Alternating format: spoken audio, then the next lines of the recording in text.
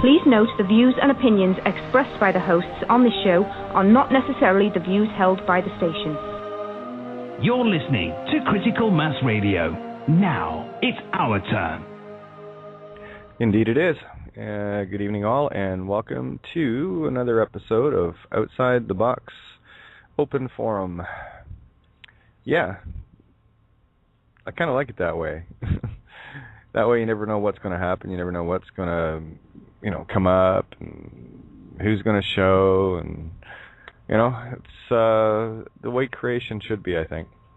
Anyway, yours truly, hostess, whatever you want to say, it doesn't matter to me. Kate of Gaia.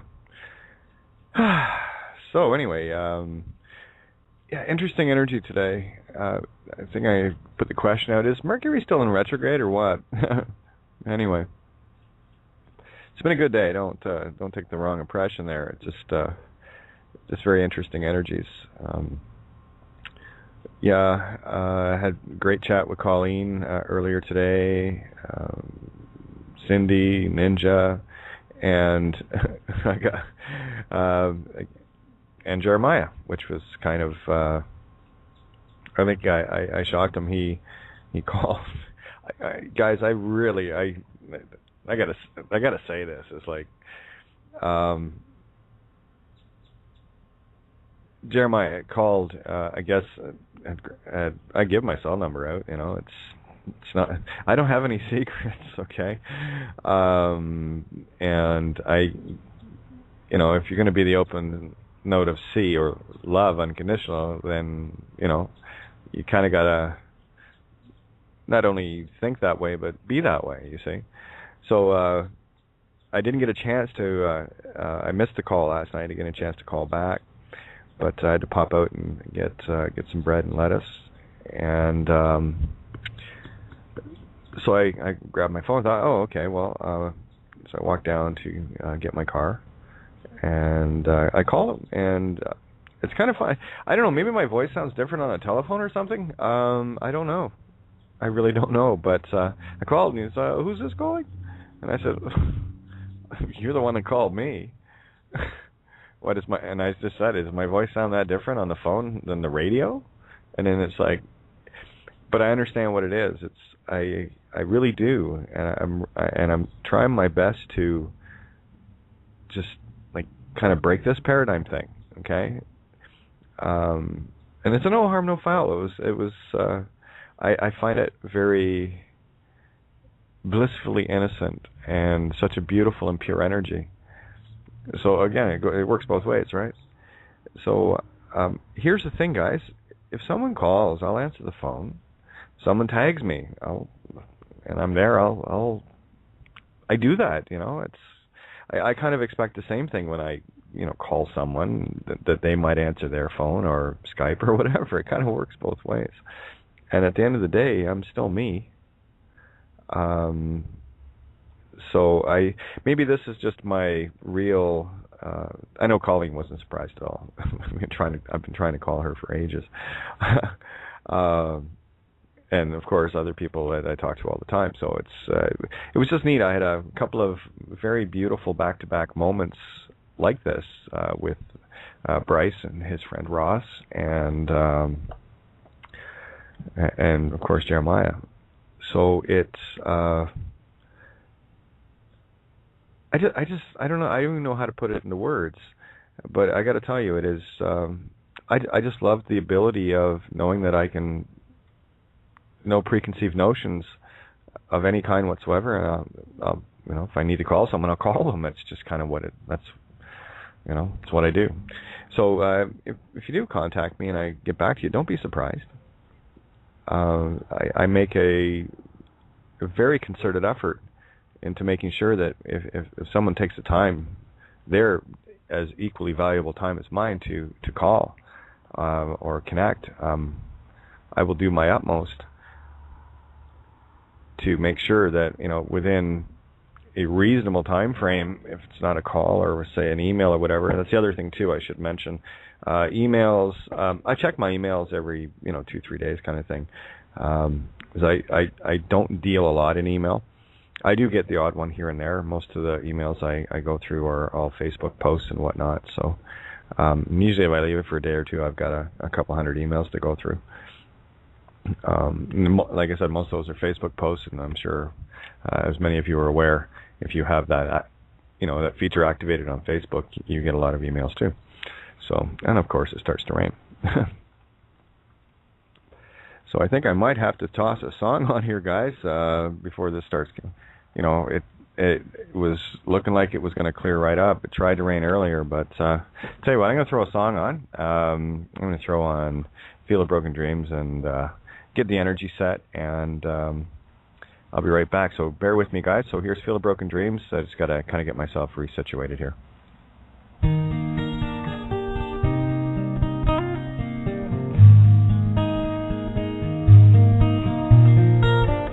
I've never seen before my eyes this dream.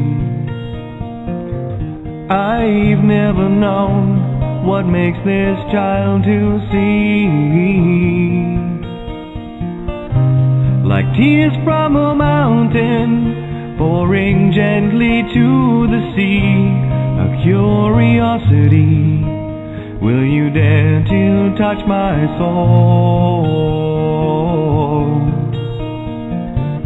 Is love so frail that we can't hope to be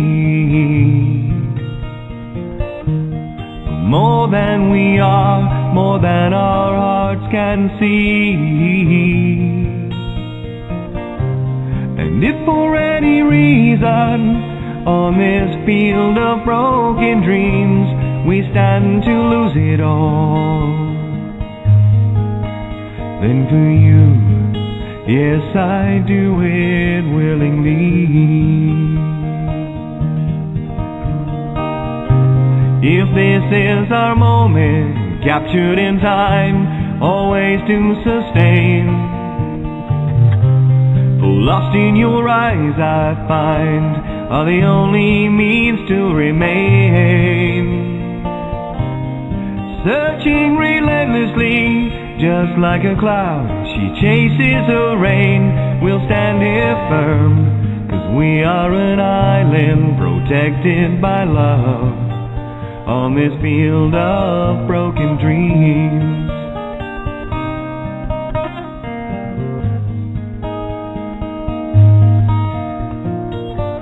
It's never clear, this path of destiny. That's why we're here, to find our need to be.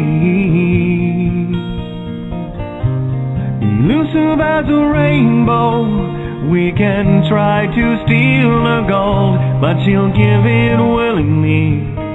Will you dare to ask her though?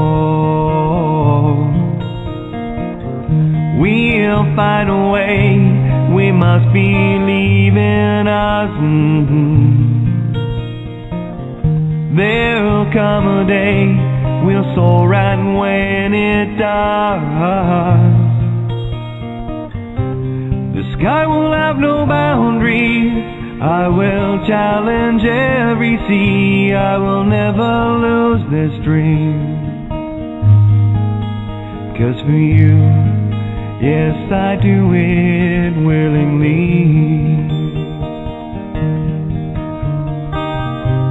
If this is our moment, captured in time, always to sustain, lost in your eyes I find are the only means to remain. Searching relentlessly, just like a cloud, she chases her rain. We'll stand here firm, 'cause we are an island protected by love on this field of broken dreams. On this field of broken dreams.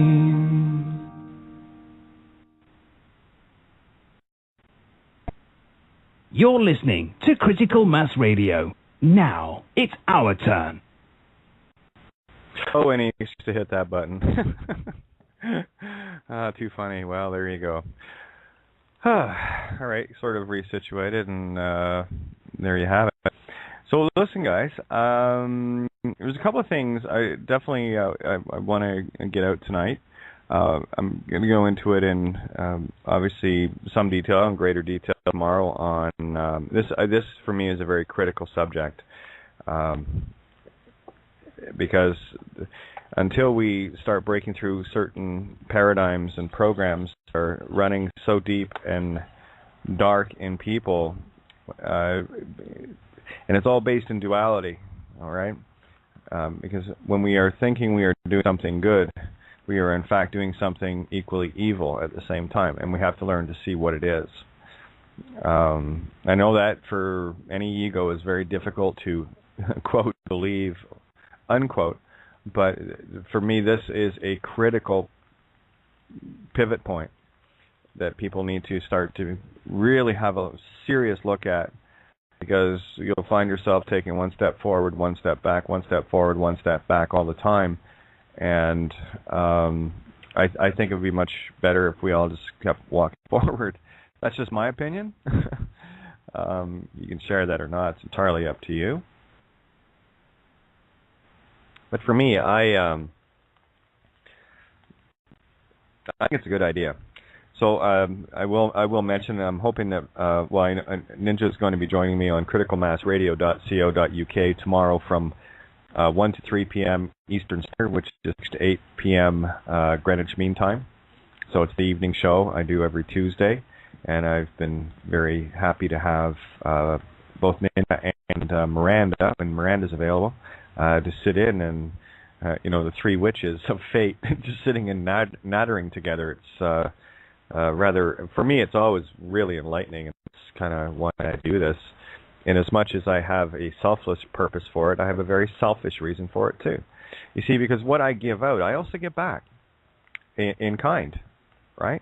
So it's you can call it the good and evil, or the duality. For me, it is. Well, how is it evil? Okay, well, I'll tell you how it's evil, because there are people that tune in, and what I share can be kind of, if they're not ready for it, kind of dangerous for them, I go back to the little video, Judge Bows to Sovereign, and, people that tried to emulate that, and there were many, not knowing fully what they were doing or what I had done. There's a lot of stuff that was done that you only see the mirror of the perfect pitch, i.e. 432. It's 2 minutes and 34 seconds long, by the way. Put that in the mirror and you'll see 432 hertz. Just a coincidence. Look away. And Brian, I did see your list of sevens. Quite interesting. Yeah. Welcome to Oz, indeed. Sevens everywhere. Yeah. So and triple sevens at that, I might add. Now, for those that aren't ready to maybe indulge in some of the things that we expose, emotionally or spiritually or whatever, yet they get the concept of what it is. There's a lot of responsibility there, and I take a great deal of responsibility being on the air. Regardless of what transpires during any given episode, interacting, just me yabbering, or me yabbering and interacting with others yabbering, So it's a very, very important thing to keep in mind. And this is something that I am constantly vigilant of. Don't always get it every time, but I'm still vigilant to the point where I'm not trying to empower things that I don't want to empower. This was one of the sticking points with myself and Tony, and actually a great deal of others that are still headlong in this illusion. And many of you are starting to see just what kind of an illusion it is, and it's quite something to behold, isn't it? When you start going, ooh, that's kind of neat, for all the right reasons instead of all the ooh, ahs for the wrong reasons, and staring at something that was created for you. And this is why we need to back ourselves up into ourselves so we can blot out all of the perceived creations that are going on around us. You got to remember these beings or the entities, whatever you want to call it, that aspect of ourself that is kind of gone wayward. It's kind of like a clout, you know. Media, courts, governments, banks, you know, that's what we're up against.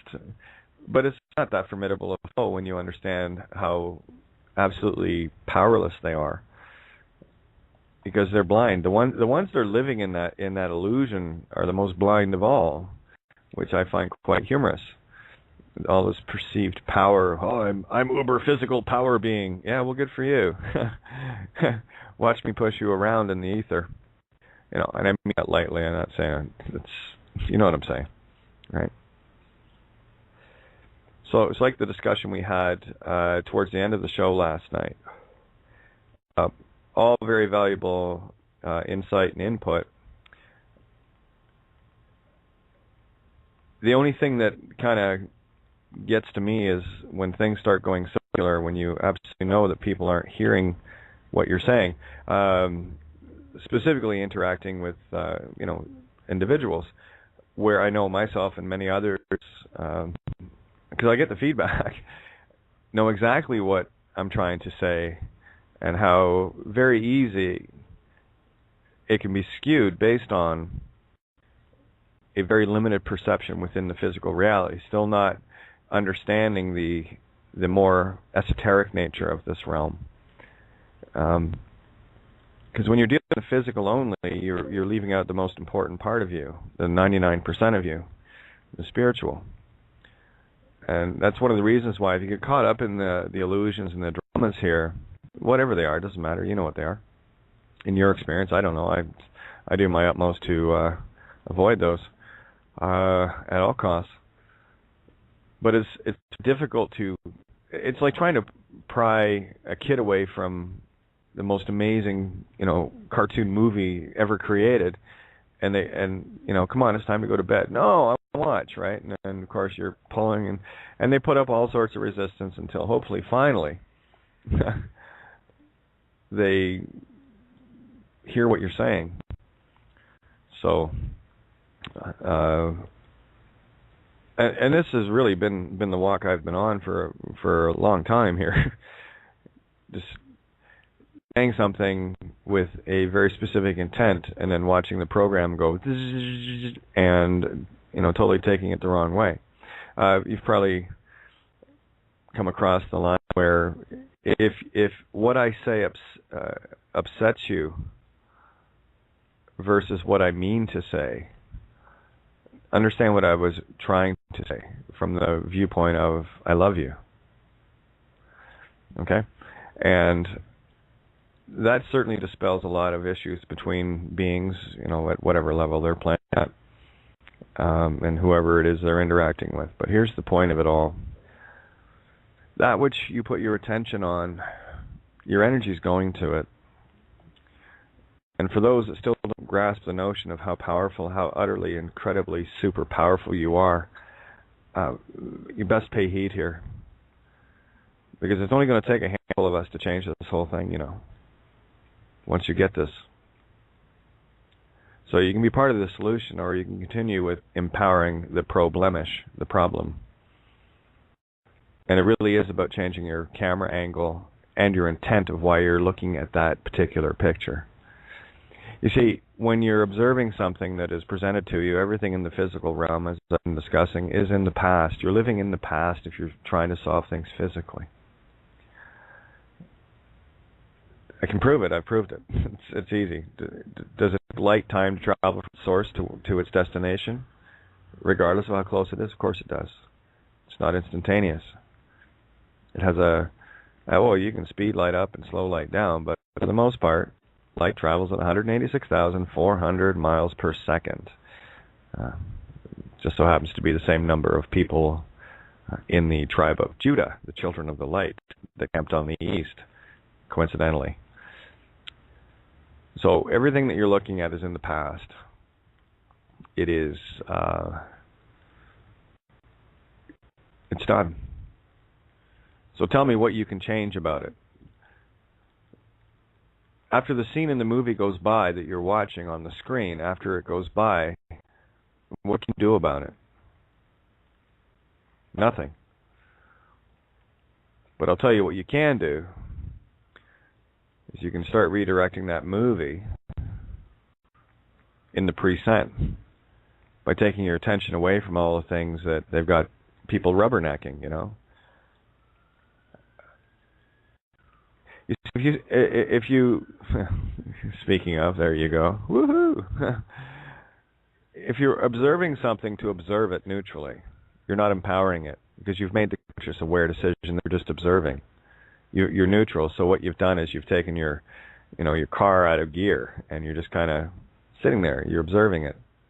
You're not empowering it. You're not revving the engine. You're not going ooh ah and why don't you get a closer look and race to it? No. So you've nullified any power going to it by simply observing it with that intent in mind. That you look at it, I'm not intending to empower this, I am looking to see what I need to see to change the present moment. And what you'll find is you're going to start creating things that you'll see for yourself. Because when you get into this state of mind, and you can only get there meditatively, you must be inside self. And that doesn't mean that you have to sit down in a yoga position with your, fingers this way and that. There's no rules to this, guys.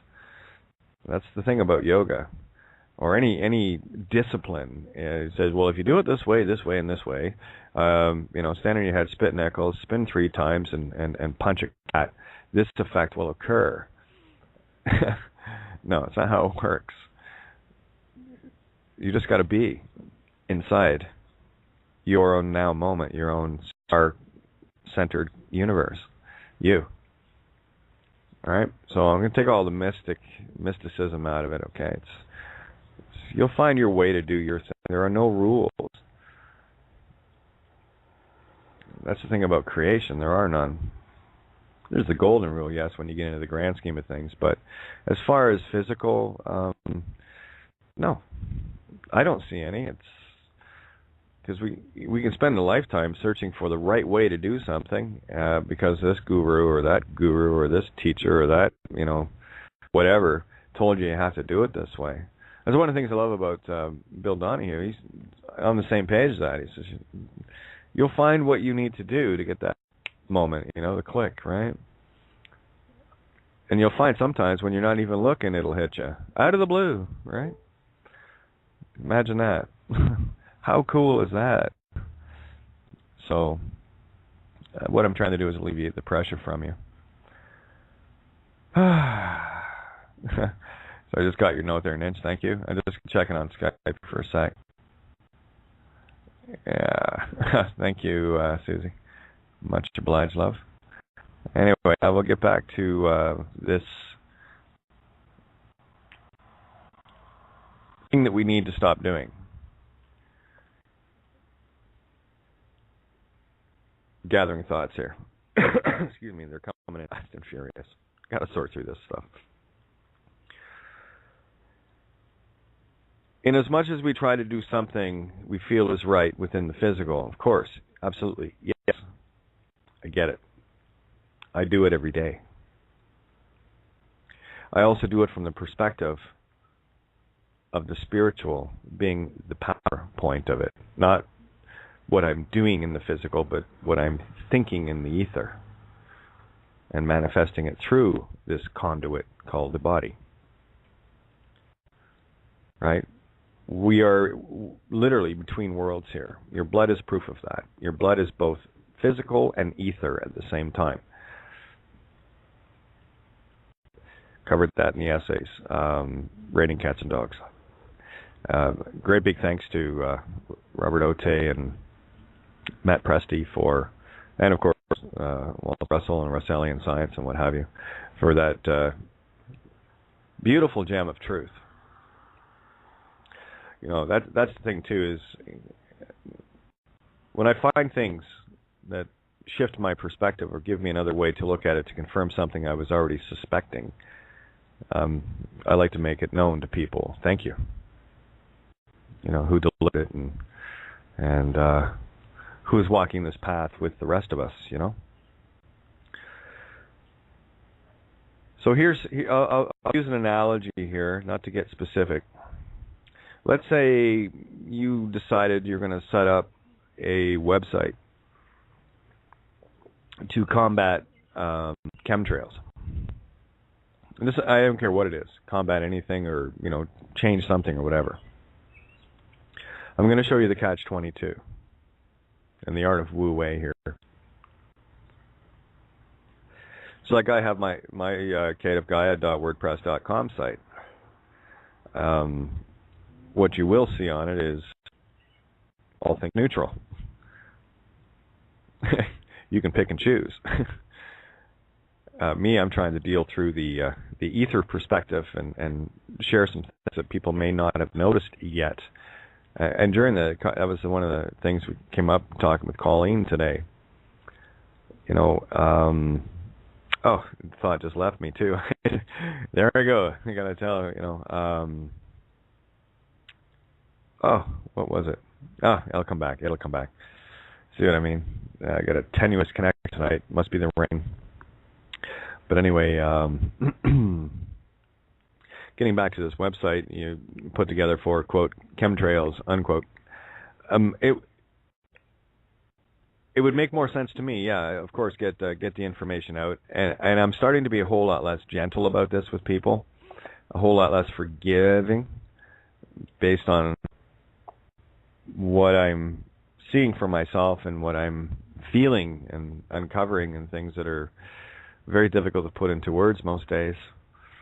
So, if you were to put let's say, a website like that up, what are you actually doing? Well, yes, you're making others aware of something, right? Great. Glad to hear it. But here's the problem with the ego and the physical. The ego looks at it and stares at it and goes, ooh, oh no. Okay? That's a fact. You can take websites like Prison Planet. You can take a whole lot of fear porn sites. Have a look at them. What are they selling you? Selling you nothing but fear.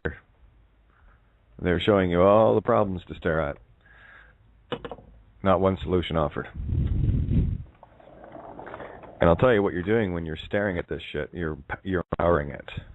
You're making it possible for it to continue. I'm sure the intent is good for the most part with many. But what are you really doing? And what responsibility are you taking to nullify all of the people that pop to your site? Because all the numbers, this I know for a fact, right? It's all about numbers. What are you actually doing to these people?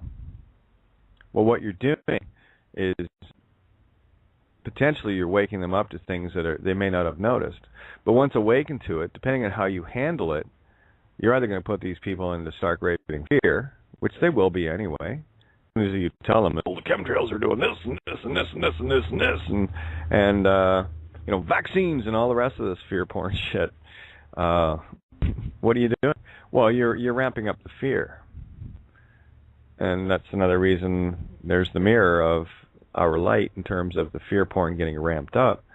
But it's also being created by us as well. Those that are focused on, it being something evil instead of balanced out with good and evil.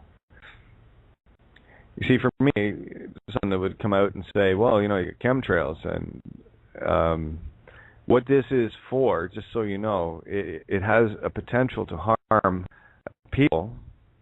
However, do not be, now that you're aware of it, it cannot harm you anymore. And please don't be staring at it because you're just empowering it. It's about changing the intent. Here's the good part of it is this is being done by part of our consciousness to awaken us. So let's flip these all over into the good intention. Now, one of the subjects that came up last night was a website that Adam's put together, and beautiful. And I did try to explain it a few times to take it to a different, higher level, right? Because it's a statistical fact that the more cops a town or a city has, crime goes up. Why is that, Kate? Well, I'll tell you why. One, they got to go look for more criminals so they can, cash out bond stuff, for one, to keep the, keep that scam running. But two, it's the intent, right? And you change the entire community's viewpoint that we used to only have 5 cops, now we have 50. So our town must be riddled with crime, and that's what happens. As people start focusing on that part of it. I mean, the ego is a very, very handy tool once you know how to, leash it in, right? But unfortunately for the masses, we're not quite there yet. And it's not an easy thing to overcome if you're trying to go one-on-one with it. But that's the joy of what I'm doing here and what we're all doing collectively, you guys that tune in and join in and what have you, is we actually nullify any of that frequency to a degree greater than you can imagine. I would hazard to say that the very existence of our table is the one thing on this planet that's keeping them imploding. That's how critical you are. It's not that we're special. We're all equal. We're just more aware of how equal we are. That's all. Right? We don't build pedestals, and we certainly don't show up with chainsaws to build a pedestal under somebody so that we have the opportunity at some point in our own delusional reality of hacking that pedestal down that was non-existent to me. Go ahead, knock yourself out. But here's the thing: when you put together, let's say, a dragnet type of website, what you're actually doing is both good and evil. And this is why, keep it there by all means. But have a look at the intent and what's actually going on here. When you build something, said it in the movie, they will come. So have you not just created the very problem you're trying to solve in the duality of the physical? Ponder that one. Because if it wasn't there, there wouldn't be a motivation for an individual to go trolling. But you've actually opened up something, right? See, for me, it's more about taking out the lead domino, the one that knocks them all down, instead of trying to 1 and 2 off. And that's effectively what we do. And when I started out, it was about talking to people one-on-one and in groups and whatever, and multiplying myself and others that we're working close, multiply ourselves through others. It's a very slow process, though, especially if you're working in the field. That's an impossibly slow process. I had to go around and talk to 7 billion people. That might take you a few minutes, eh? Just a couple? Oh, I guess we're after midnight. Happy birthday, John S. I'll send you a note in Skype. Anyway, there you go. So, and happy birthday, everybody else that woke up this morning. Brand new day. You were birthed into a brand new day. Anyway, the ego will probably take what I just said as a make wrong, but it's not. It's like aware that if you are going to set something up, get busy in the ether with it first. What's your intent? Is it to dragnet people into something so you can get them arrested and get them harmed and play with the system? Again, just empowering the same bullshit. You can talk about the lesser of two evils. Me, I'm just about taking both the evils out and balance to neutral. You see, there's a lot more fun in just sharing names. Because I'll tell you, regardless of what any fraudulent system will do, all they're going to do is cash in on that crime. So you're feeding the beast on both sides of it. When you think you're giving someone over to the authorities, please, what you're actually doing is you've captured one of the the issues that was created by the system that you're feeding it back to. What have you solved? Oh, you solved a great big fucking circle is what you solved. Let's go around again and keep doing this. Or how about we just get the word out and make people responsible for themselves actions? So instead of worrying about handing people over to a system that's just going to feed from it, that's all they do. They don't give a shit about. I mean, hell, most of the people in the system and the governments and everything else are the worst fucking pedophiles on the planet. Why? So what are you solving? What are you really solving there? Yeah, the intent is good. The intent is pure. I'm sure it is, because I know people that I deal with. I know their hearts. So absolutely, sure, I get it.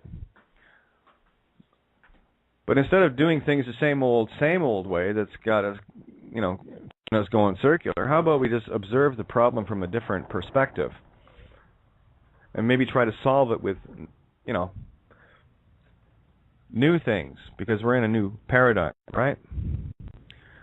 Or you can continue just to keep doing the same old and keep feeding the circular beast. One of the other things, too, that I was talking to Colleen about was... oh, it left me again. What is it, Colleen? Every time I say your name, I forget shit. Oh, yeah, it's going to be one of those nights, is it? Anyway, it was a great convo, Colleen. That's why, because things are... Oh, that was it. We don't want to ruin people's Christmas, you see. See, here's the other part of it. If you're walking around throwing ice water on people all over the place trying to wake them up, one, you're pissing them off, and two, you're just going to get another villain in your movie. Okay, I promise. Let sleeping dogs lie. They'll wake up when they're ready to. And why ruin their game? Because you found something cool. It's one of the reasons why these early masters didn't travel in large groups, and a lot of them spent much of their lives in solitude, because there's a certain amount of trespassing on free will choices on here, and that's one of the reasons why a long time ago I made my intentions clear. Only those that want to show up and are ready to show up will show up on this show. That's a free will choice, right? That's a choice made by someone that is choosing to move further along. That's not to say, we're anything spectacular. We're definitely doing something different here. That I do know. I've said that before. I've given the that we go over on these episodes, and when we have our open discussions and panels and whatever, there is no one that I've ever heard talking about the things that we're talking about, which I think is quite fascinating. And it also reminds me that just maybe, we are doing that one thing different that we haven't done yet, So we stay the course. At least I know I will. While I have breath, I will. Right. Oh, okay. Oh, you're... I think Suze must have went to bed there. Yeah, she just asked about doing the fear porn Alex Jones voice. All right, once. It's going to hurt to do this, but anyway, I'll try it. Excuse me. You are the resistance to fear porn. Okay? Happy now, everybody? Okay, good. Not bad for a chick, eh? Anyway, tell you what. And if anybody wants to jump in here, please. I'd love to, bounce some ideas, so let me know. Just hit one on your pad or open up your Skype and hit one on the keypad there, and I'd be more than happy to have you jump in here.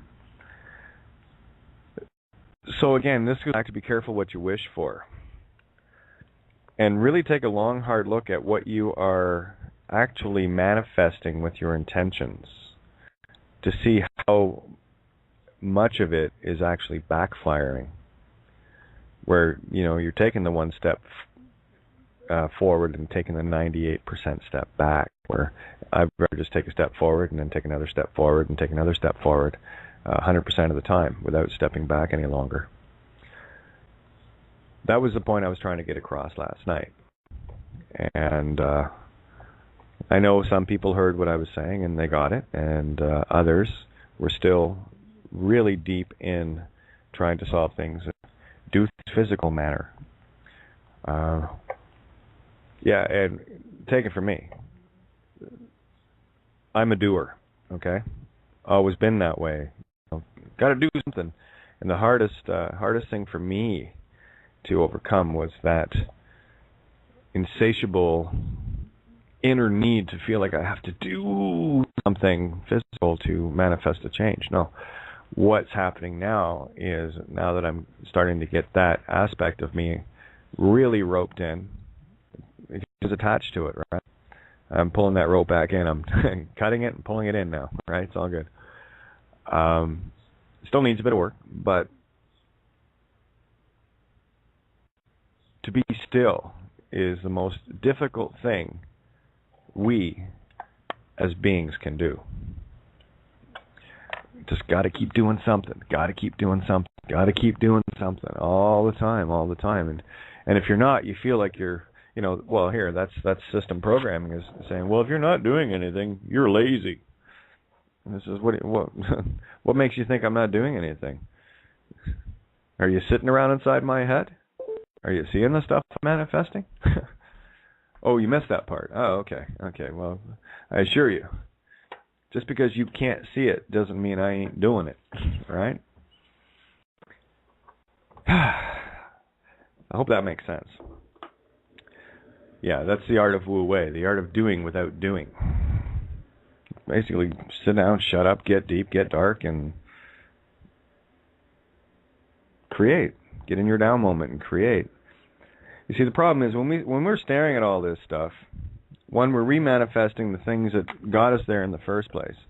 It's a very, very reason why. Well, I'll tell you. It was 12, 13 when I was raped, and that was an encounter with a chief petty officer, Herbert Dusty Miller, who is since deceased. The allegory I got from it was my fight was a much bigger one, obviously, because that was my first encounter of being, raped by the system called Admiralty. It was sea cadets, right? Uniform and all. Okay? So step back from what physical realities you think you're trying to deal with and try to see what the allegory was. What was the purpose of it happening? Everything happens for a reason, be it what you perceive as good or evil. Some people say, well, it's evil to harm another. Well, I think a sadomasochist would probably argue with you.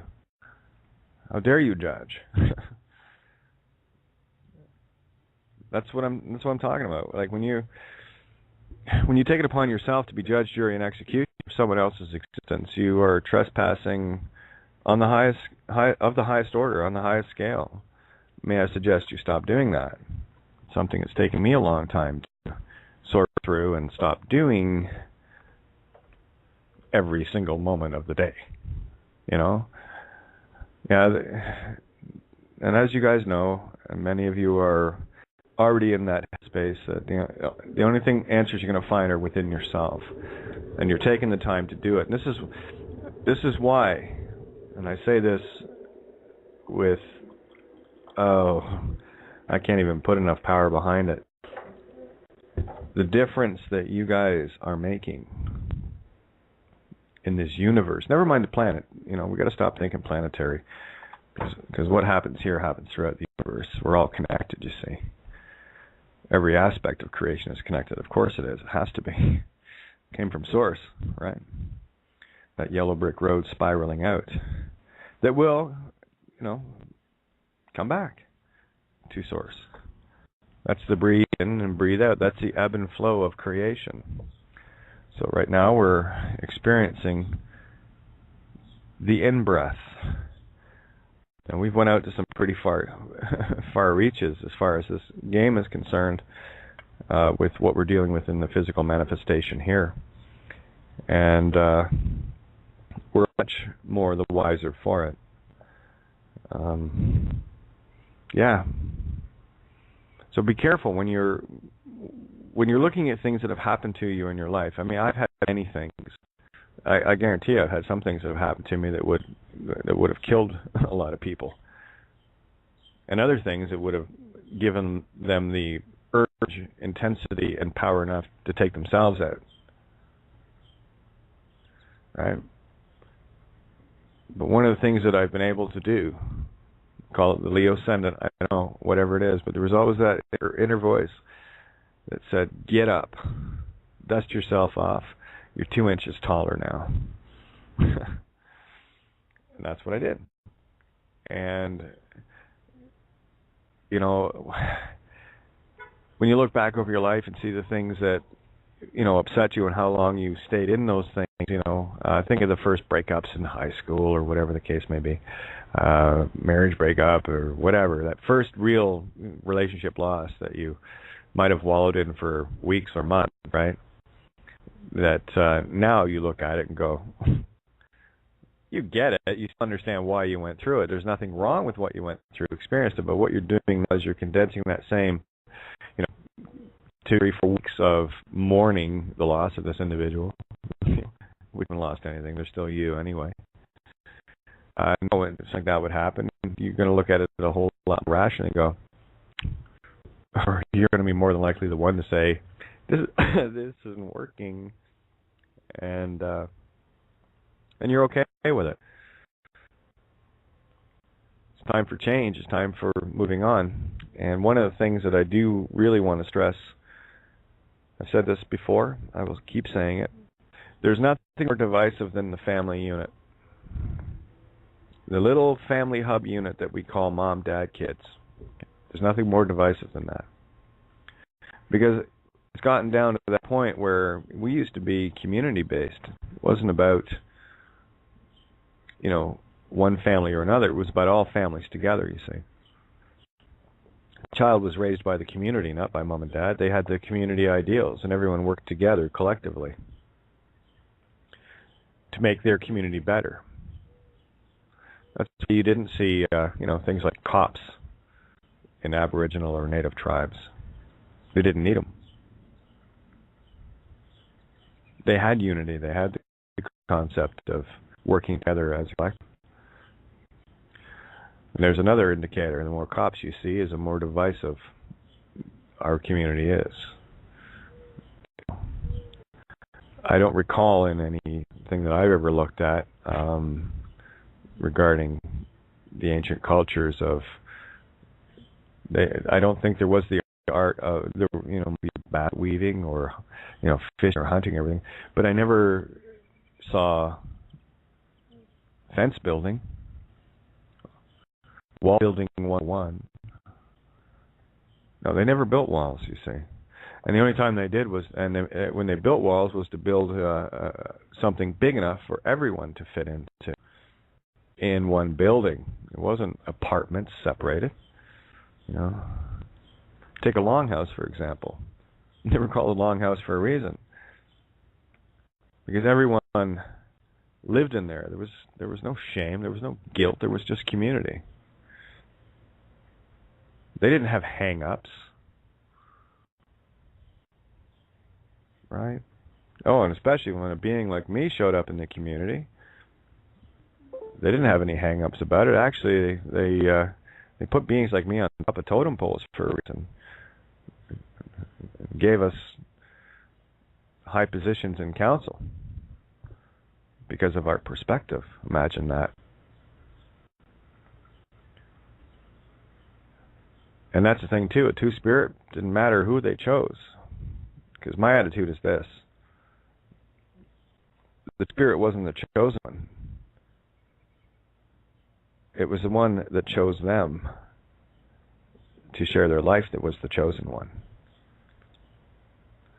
Mirror, right? So I just thought I'd share a little bit of that insight from my perspective.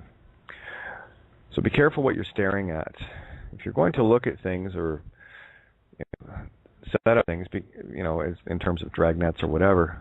Just be mindful of what you're creating. Are you creating the solution, or are you creating a more purposeful reason for those types of entities to be created in the first place? And how dare we beat up on each other in a system that has us all duped? Some aren't as strong as others. Some have their egos completely controlled to the point where they don't even know what an ego is. You're just talking to the TV set. That's what system does. That's what this whole game has been. This is why we're breaking out of it. We're at that, okay, I've had enough of this shit point. And that's why you're seeing these mass, and I'm talking mass. You won't see it in the in the mainstream media, but certainly you'll see it in the alternative. Tens, if not hundreds of millions of people around the planet taken to the streets. The truth is pouring out. People are flooding into the streets. They've had enough.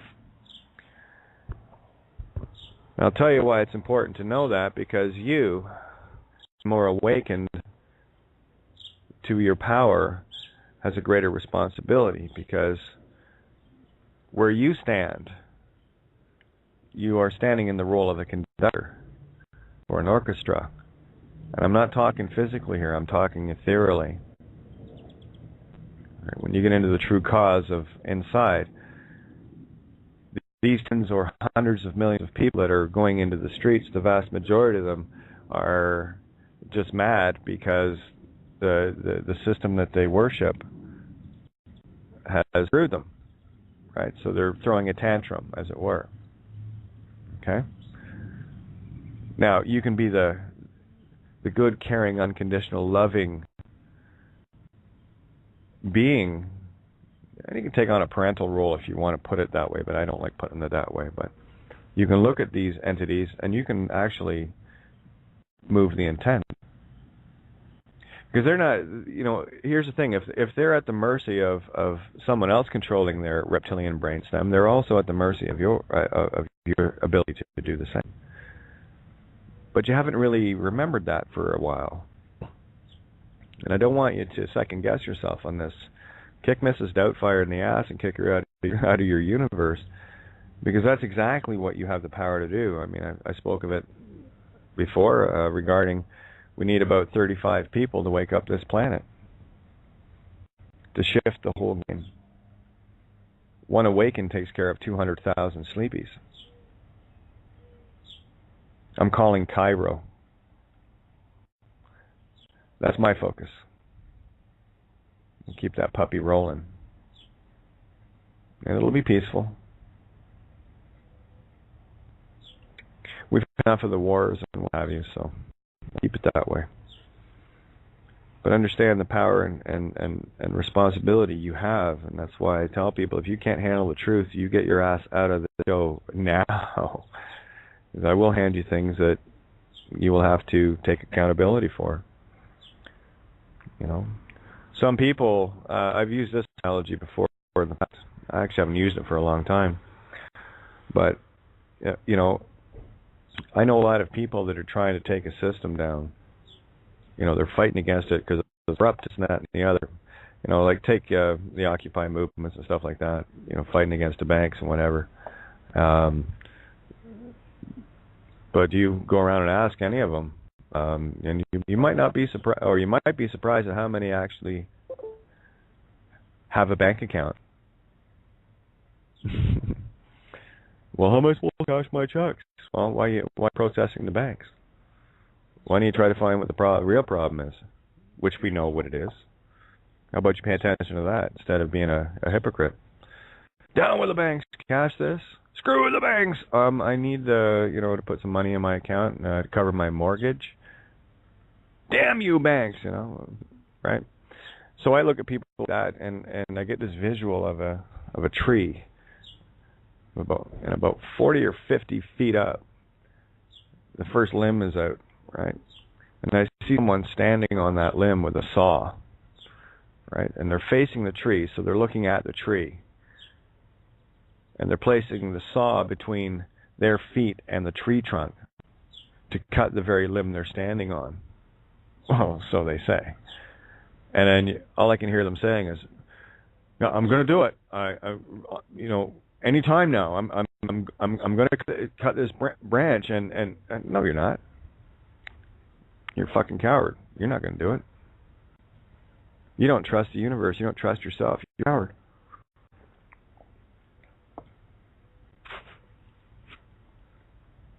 And you should try living out on this limb, well, the tree that's been crushed down around me, to even get any semblance of existence. And I'll tell you, everything that I have to do is done only and completely out of absolute necessity. I can't shave anything further down than what I have.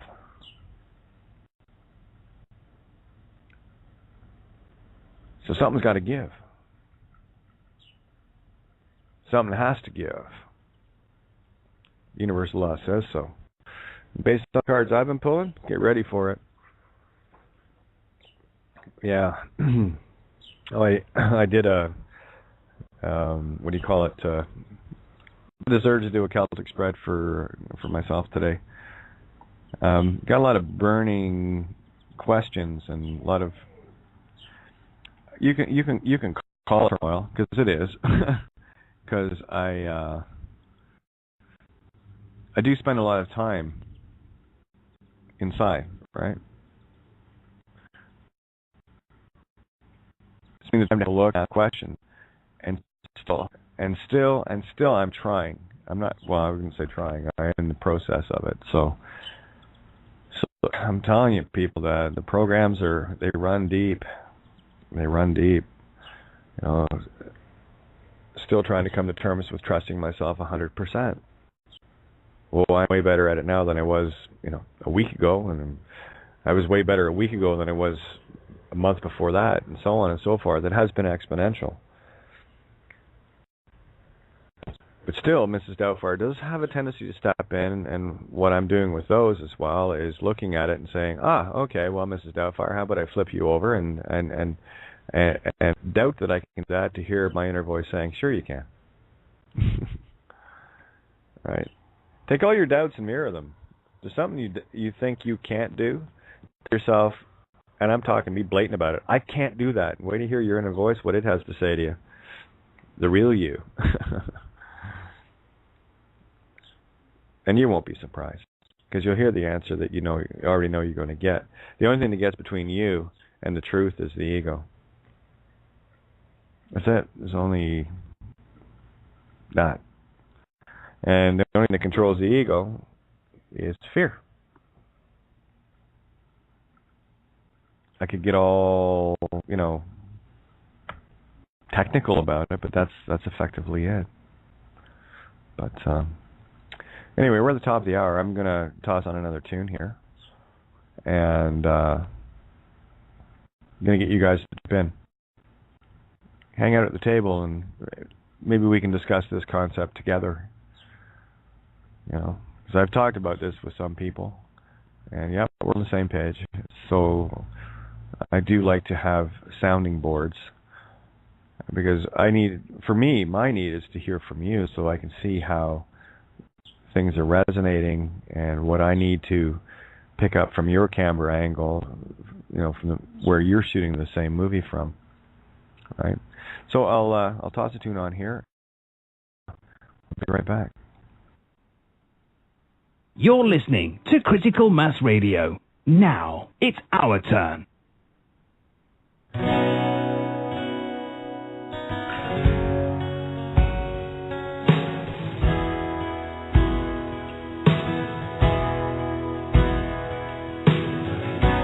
Somewhere like a dream, your world washed over me and took me far away, so very far away. Made sense of all things wrong, gave hope where all was gone. What do I need to say, really need to say? Your eyes are all the words I need. wanting nothing in return.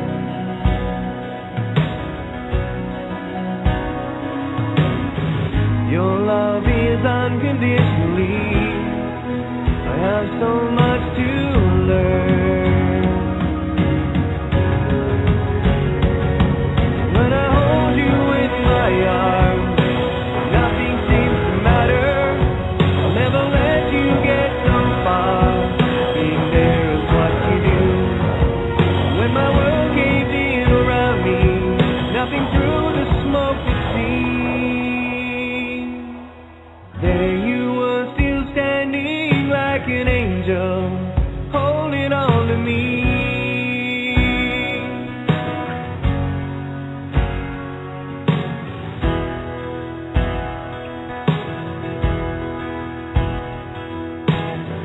Somehow you pulled me through, turned faith back into truth completely, so completely.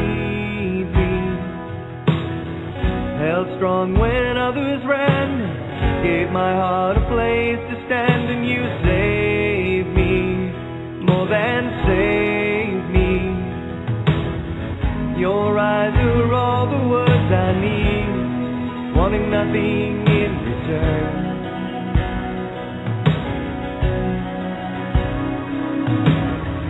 Your love is unconditionally. I have so much to learn. When I hold you in my arms, nothing seems to matter. I'll never let you get so far. Being there is what you do. When my world caves in around me, nothing through the smoke to see. There you were, still standing like an angel, holding on to me.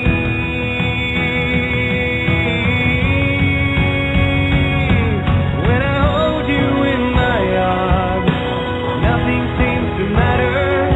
I'll never let you get so far. Being there is what you do. When my world caves in around me, nothing through the smoke to see. There you were, still standing like an angel, holding on to me.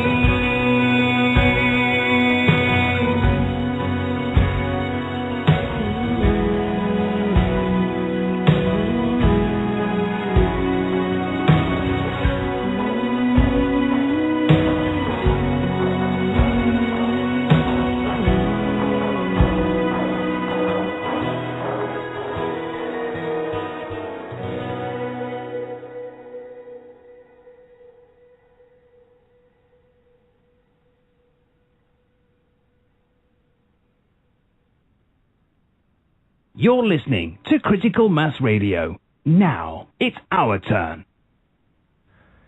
And there you go. Hey, no problem, John. I took a second there to throw my array of icons out for Happy Reentry Day. So, yeah, there you go. So, always glad to let people know that I see you. No escape. The bitch has you in her sights. Oh, I just looked at the BTR host time and it was 1:11:11. Yeah, there we go. You see, it's pure love. So, who's going to jump in with me here? Am I just going to be talking to myself all night or what? I should just shut up for a sec to see. Okay, fine. I'm not going to say anything until somebody puts their hand up. Oh, you know I'm a liar, right? Yeah, Kate, no dead air of Gaia. Yeah. Anyway, there's Ninja. I knew Ninja would jump in. Thanks, baby. I feel so alone with no one talking to me. Hi, Kate.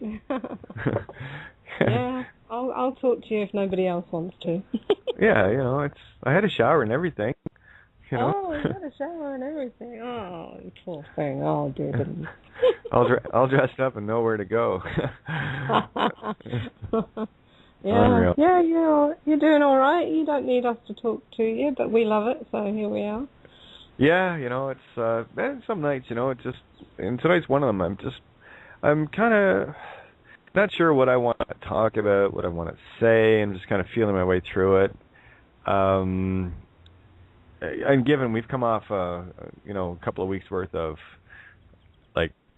especially in the last few days, and I do go through that. I go through the, right, that, the deflation of all of this energy outbursting, right? So it's like universe breathes in, universe breathes out. So on occasion I have to take a deep breath in again before I just kind of go, there it is again.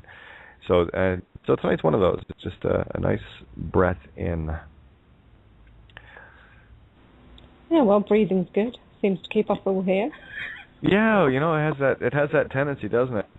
And, yeah. and of course tomorrow. That's why I didn't want to get into a whole lot of detail tonight.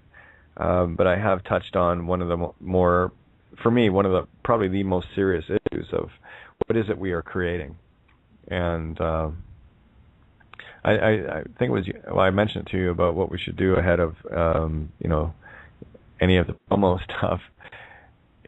If you are an important issue, yeah. Yeah, it's like this. If you are looking at this in any other way than it being an illusion, you're caught in the ego trap. If you're staring at chemtrails, vaccines, you know what I mean? That kind of stuff. And it's about changing the intent. It's about making it disappear. I haven't seen chemtrails in weeks. They're not in my universe anymore. That's the power you got, by the way. Right? You keep going outside expecting to see them. I come outside expecting to not see them. Because they don't exist in my universe.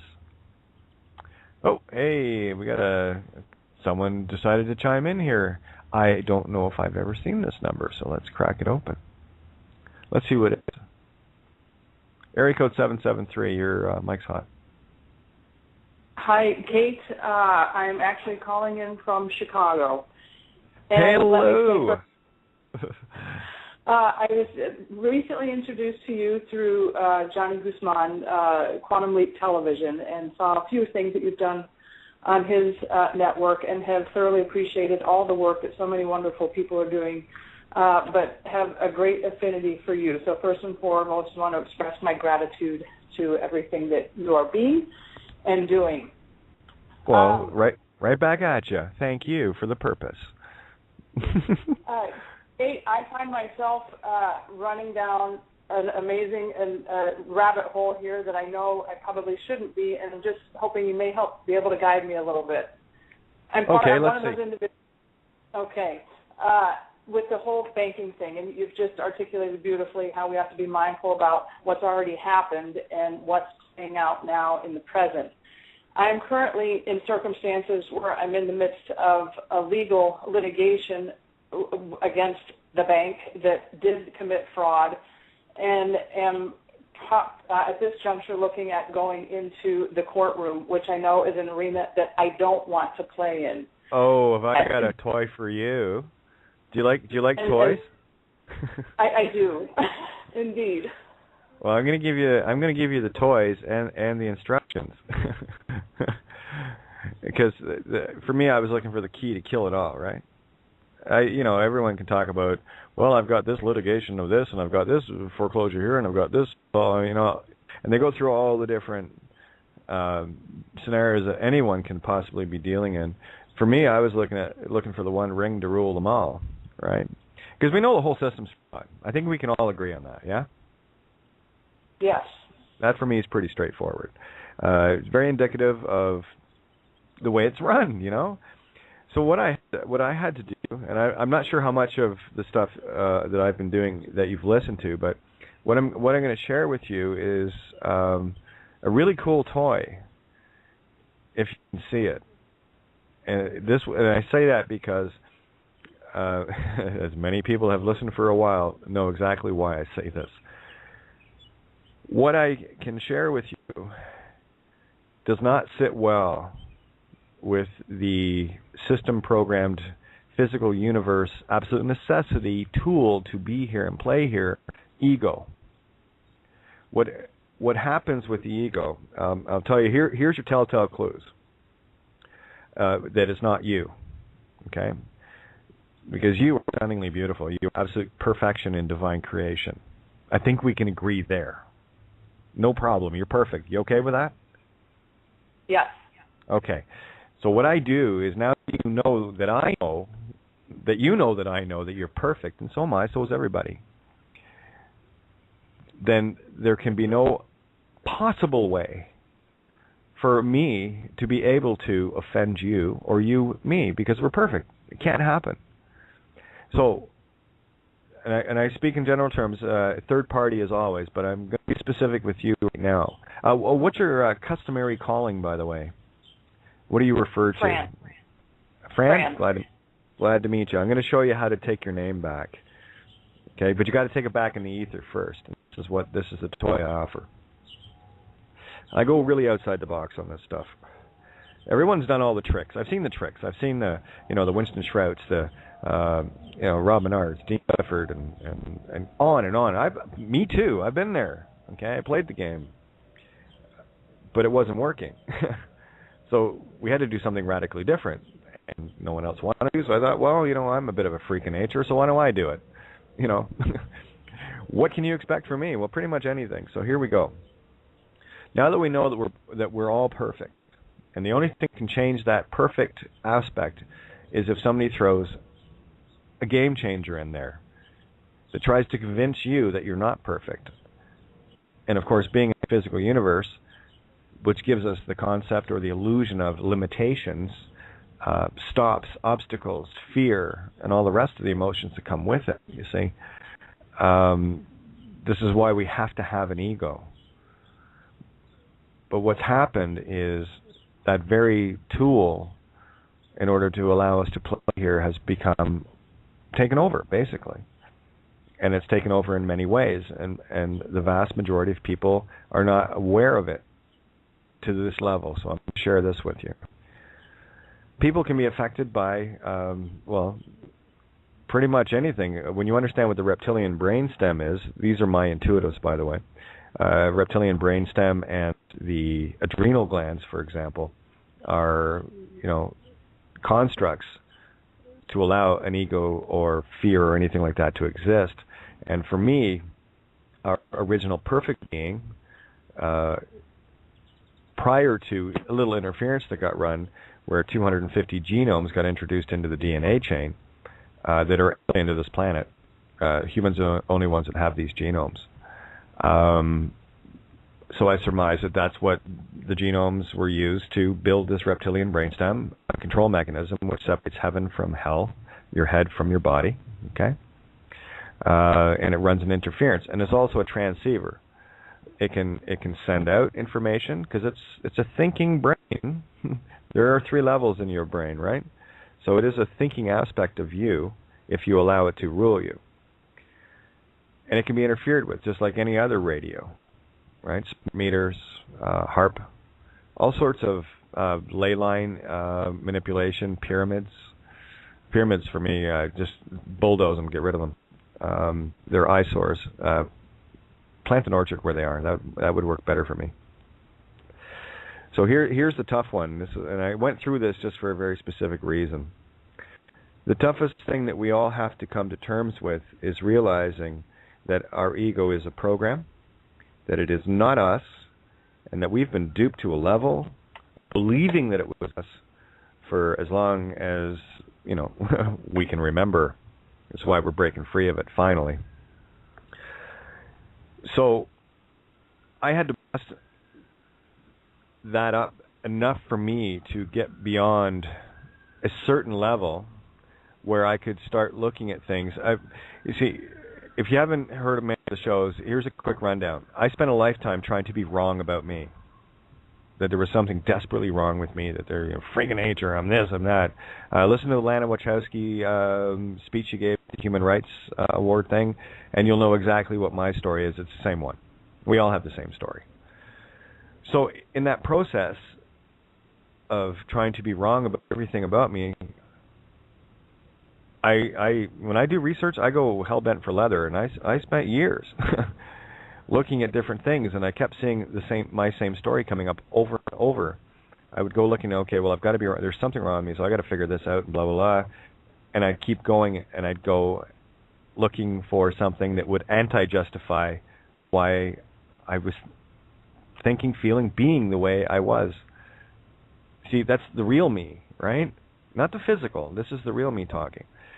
But in that process, the magic of this curse quote that I seemingly have, and I thought of it as a curse for my whole life. I still do to a certain extent, right? I'm in prison. I know what freedom is. As soon as I get out of this, I'll be fine. But it also shredded a lot of ego, right? And it wasn't about being self-defeating. Whatever it was, there was a bit of that, but it wasn't to that extent. Me, it was about trying to find the answer to it. That if there isn't something wrong with me, what the hell is going on? So it was a very neutral viewpoint. With slightly less than neutral, it was leaning into there's something wrong with me, okay? But in that process, what also happened was it made me a better investigator. Because I wasn't looking to justify anything to make me right. I was going out, I would feel something, think something, and then I would go out to prove it wrong. I always went to the mirror, opposite.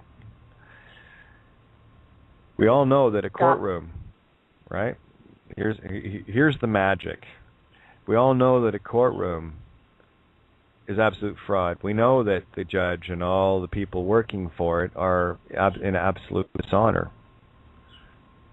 It's easy to see. You can watch the videos, right?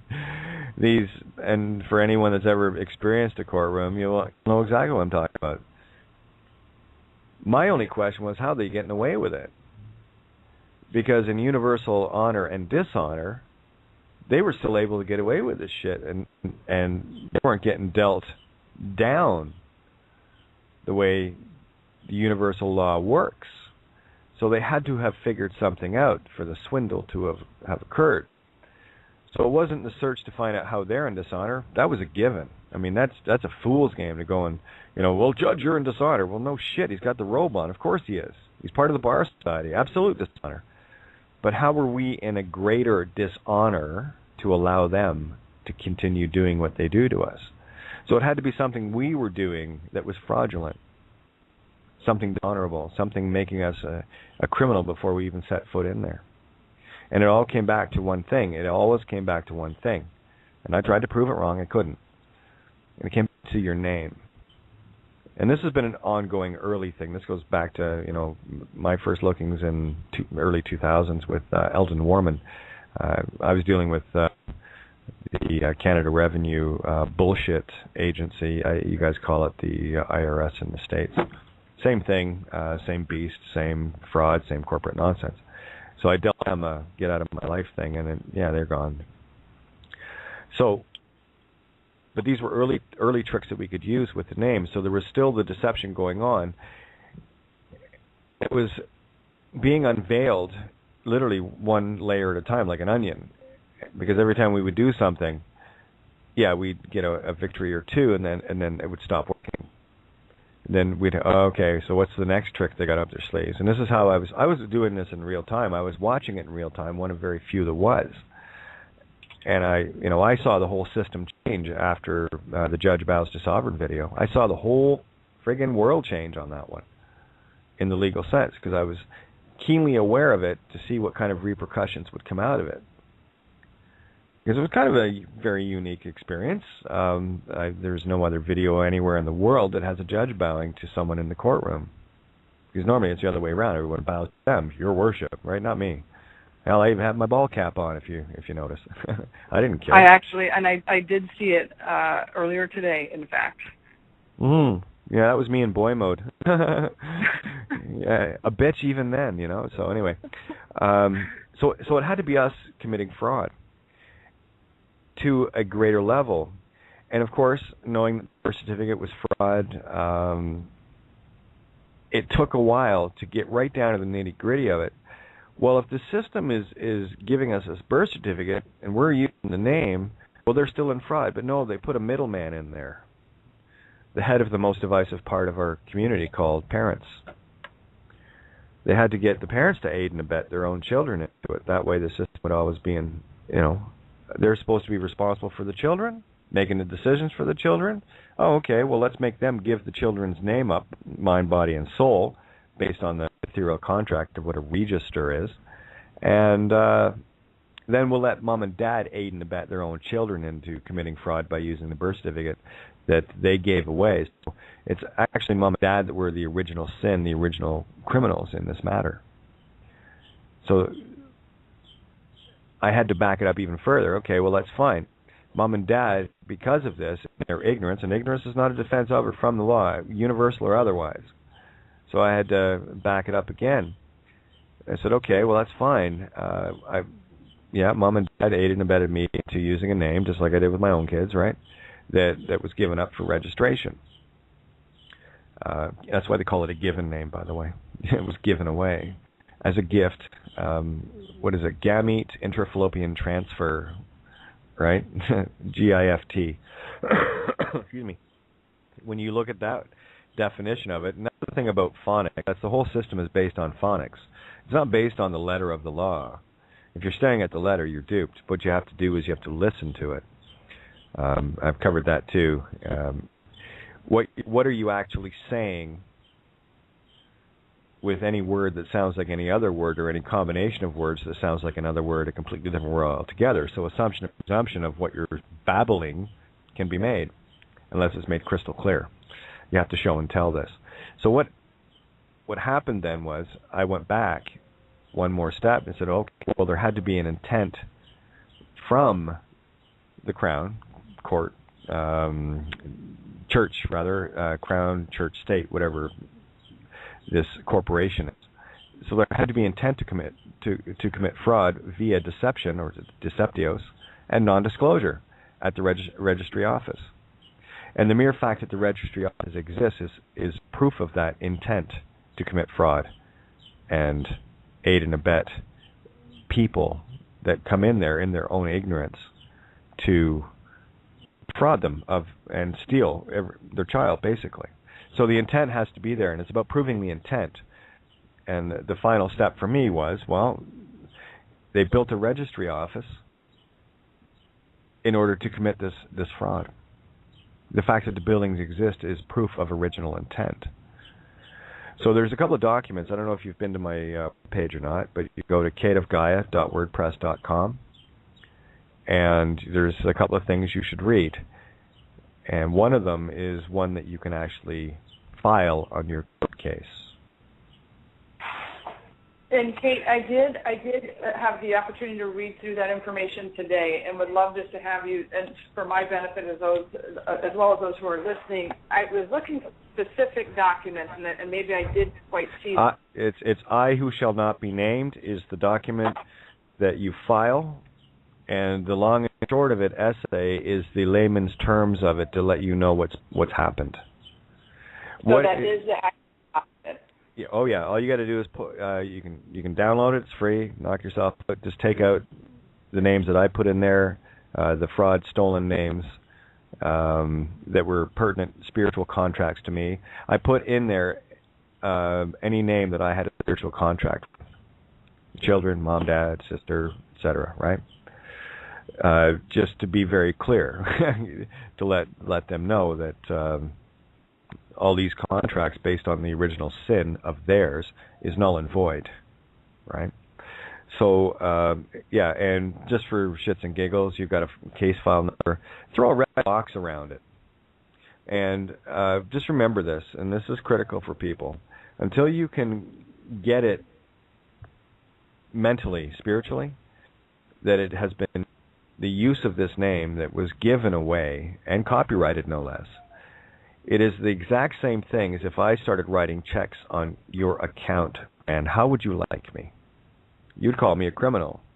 And that's what we've all been doing since this registration nonsense came into existence. Because these are all based on early documents like slave trading. They're bonds, right? Once you can get the ethereal aspect, once you can begin and go, yeah, okay, I get it. I've been using something that never belonged to me, so I am basically a criminal accept it. It's fine. Yeah, you're doing it in ignorance, though. But there was also an intent to make you a criminal first. It wasn't your intent to be a criminal, was it? Never. No. Some people have the intent to be criminals. I didn't. I know you didn't. And the people listening here certainly didn't. So what happened? Why are we treated as such? Well, because in our ignorance, we didn't know who we were. In our ignorance, we were, still worshiping, as I call her, the Whore of Babylon system, using the mark of the beast.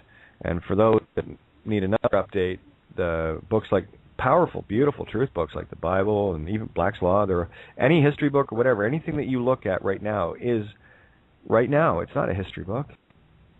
There's no such thing as history or future, past or future. There's only present now. And everything matters in the now. We just have the illusion of it seeming like time. Time is the illusion, the biggest illusion of all. And the only way we can have things persisting is that in the same instant that something is created, it must be copied and destroyed in the same instant in order for it to travel. That's why everything is now. And everything you're looking at in the physical world is actually past. Everything's in the mirror here. So we're actually going backwards through creation. That's a mind bender. But spend a little time on it, and you'll see what I'm talking about. If what we're looking at and we perceive to be the present is actually past, what direction are we going? Are we moving forwards or backwards here? Nifty trick, huh?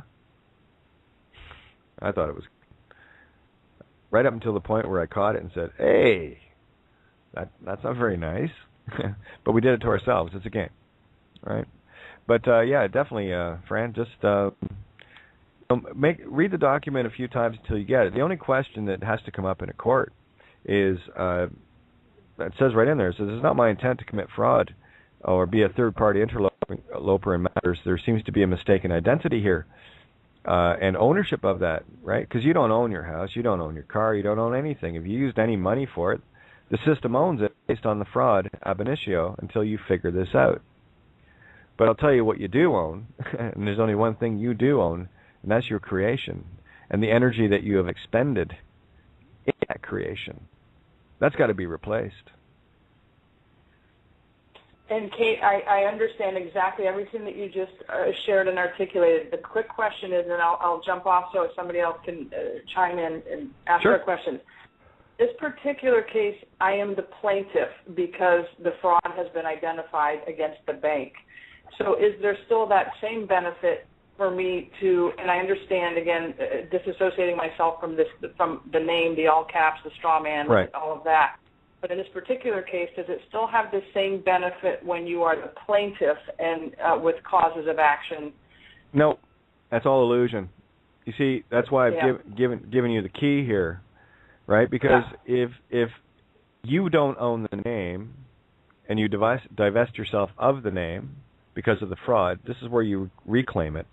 In an ether sense, right? The name was fraudulently stolen by means of deception from the system, and you were aided and abetted into using it, right? So it's impossible. I know, I live this. It is impossible to exist normally in this realm because I cannot use, or have anything to do with that name. I will not commit fraud. Okay, so but what happens here is, when you have this little document, you even said to me that I am the plaintiff. No, you're not. The name is. Who owns the name? Who owns the name? You or somebody else? Okay, I get it. See the stickler now? That most people can't get past this hurdle, right? Where's my name? That was the thing. Had to be from cradle to grave. Had to be something that people owned from cradle to grave, and it had to be something they defended to the death, and something that had to be so convincing that they would think it was them. And the only thing that fulfills those ideals is a name. Right on the tombstone they tell you that you never lived, in all caps, right? So this is a question of who owns the name. This matter that you're seeing with the fraud and whatever. But if you're going in as a plaintiff, there's a great angle there in that the whole thing was fraud. Now, you're going obviously against the bank, yes? Correct. Okay. Now, and you launched the case, yes? Yes, but it was because, Kate, what happened was they fraudulently foreclosed, and I let that go. It was a very defective foreclosure, violations of numerous sorts. In a nutshell, 18 months later, a year and a half, they rescinded it and dropped it back in my lap. But during that 18 months, they transferred the note to another bank that was attempting to collect for the 18 months that I didn't even own it. So it's just an ugly web. Yeah, you got a hot potato going on. Good girl. What I need you to do is throw a nail into their coffin, will you, please? This is not a matter concerning you. This is a matter concerning the name, and the system created the copyright. Therefore, they own it, and they create all the liability as the owner. What we've been doing is by trying to own things, we've been claiming the liability of them. You cannot own anything because the system, and this is the good thing, guys, the system owns everything and is liable for everything. This is the swindle that they don't want revealed. And when you call them on their bluff, which it is, by giving up that thing that is so precious to you, name, really, seriously, did you think of it? No, your parents did, and they gave it away too. Nice, eh? Really sit and think on this for a bit, Fran, and understand that you are not a name, that it is a separate thing from you, and you don't own it. You never did. Actually, maybe if you... go ahead. I'm totally with you on everything you're saying. I guess, again, where I'm really stuck right now is I'm already in the throes of this, and now just coming into more awareness and things that you speak to, now that the charges have been filed and we are where we are, and how I extricate myself from the name as the plaintiff. I handed it to you. Yep, you did. And now and then the last thing is, okay, who do I get? Where do I file the documents, or who do I present? Well, you've got obviously a case file number, a court case, yeah. Yes. Then put that number on that document, and you make sure that if you're going to put your seal on it, and that's an important word to use, my seal. Don't make it legible. Make it something new, because that's your signet. Signature? Yeah. Your signet ring, because we are all royalty. We are just not taking our own crowns back. We are under the crown of another. It's the allegory. You need to put your own crown back on. Right? So just, when is this thing supposed to come through? At this point, we're waiting to hear back from the lender, and they're supposed to be setting up conference calls and trying to either settle. Oh, okay. Hang on. I just all I need to know is a time in the next day or so, and I can have a little one-on-one with you and walk you through a couple of things. Oh yeah, I have. I would love to do that, Kate. Again, I don't want to take up time on you. Oh no, you're fine. That's why I'm here, hon. I'm here 7 nights a week. This is why. You have no idea this little intercourse that we've had between each other here, how much help it has been for others.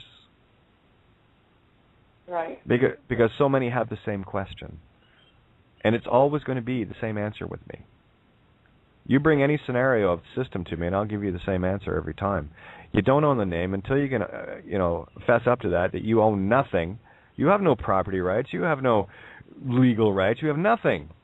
That's all in their game. They've just made you think that you do. And they've got us spinning, eating our own tail like the serpent in the Milky Way, you see. And pay attention to the universe. It'll show you the answer. So I'm just waiting for that Milky Way to open up and, puke up its own tail. Watch. Yeah, I think big. I think universally. But definitely, here, you got a pen handy? Or are you on Skype, by the way? I just actually signed up 30 minutes ago, but I do have a pen and paper handy. Okay. All right. Well, I'll give you both my cell number and my Skype, and this is for everyone. I keep secrets, so don't tell anybody, okay? Here's my cell. Completely downloadable. Anybody can get it. Who cares? My cell is area code 226-971-9675. Okay, so that's a cell. I have very limited minutes on that. I use that as, in case we need to get in touch with each other, if you're having Skype issues or whatever, at least that way I can call, or you can call or text. Text is easiest, right? But because it's unlimited and it's included, so there's two options there. Now my Skype is this.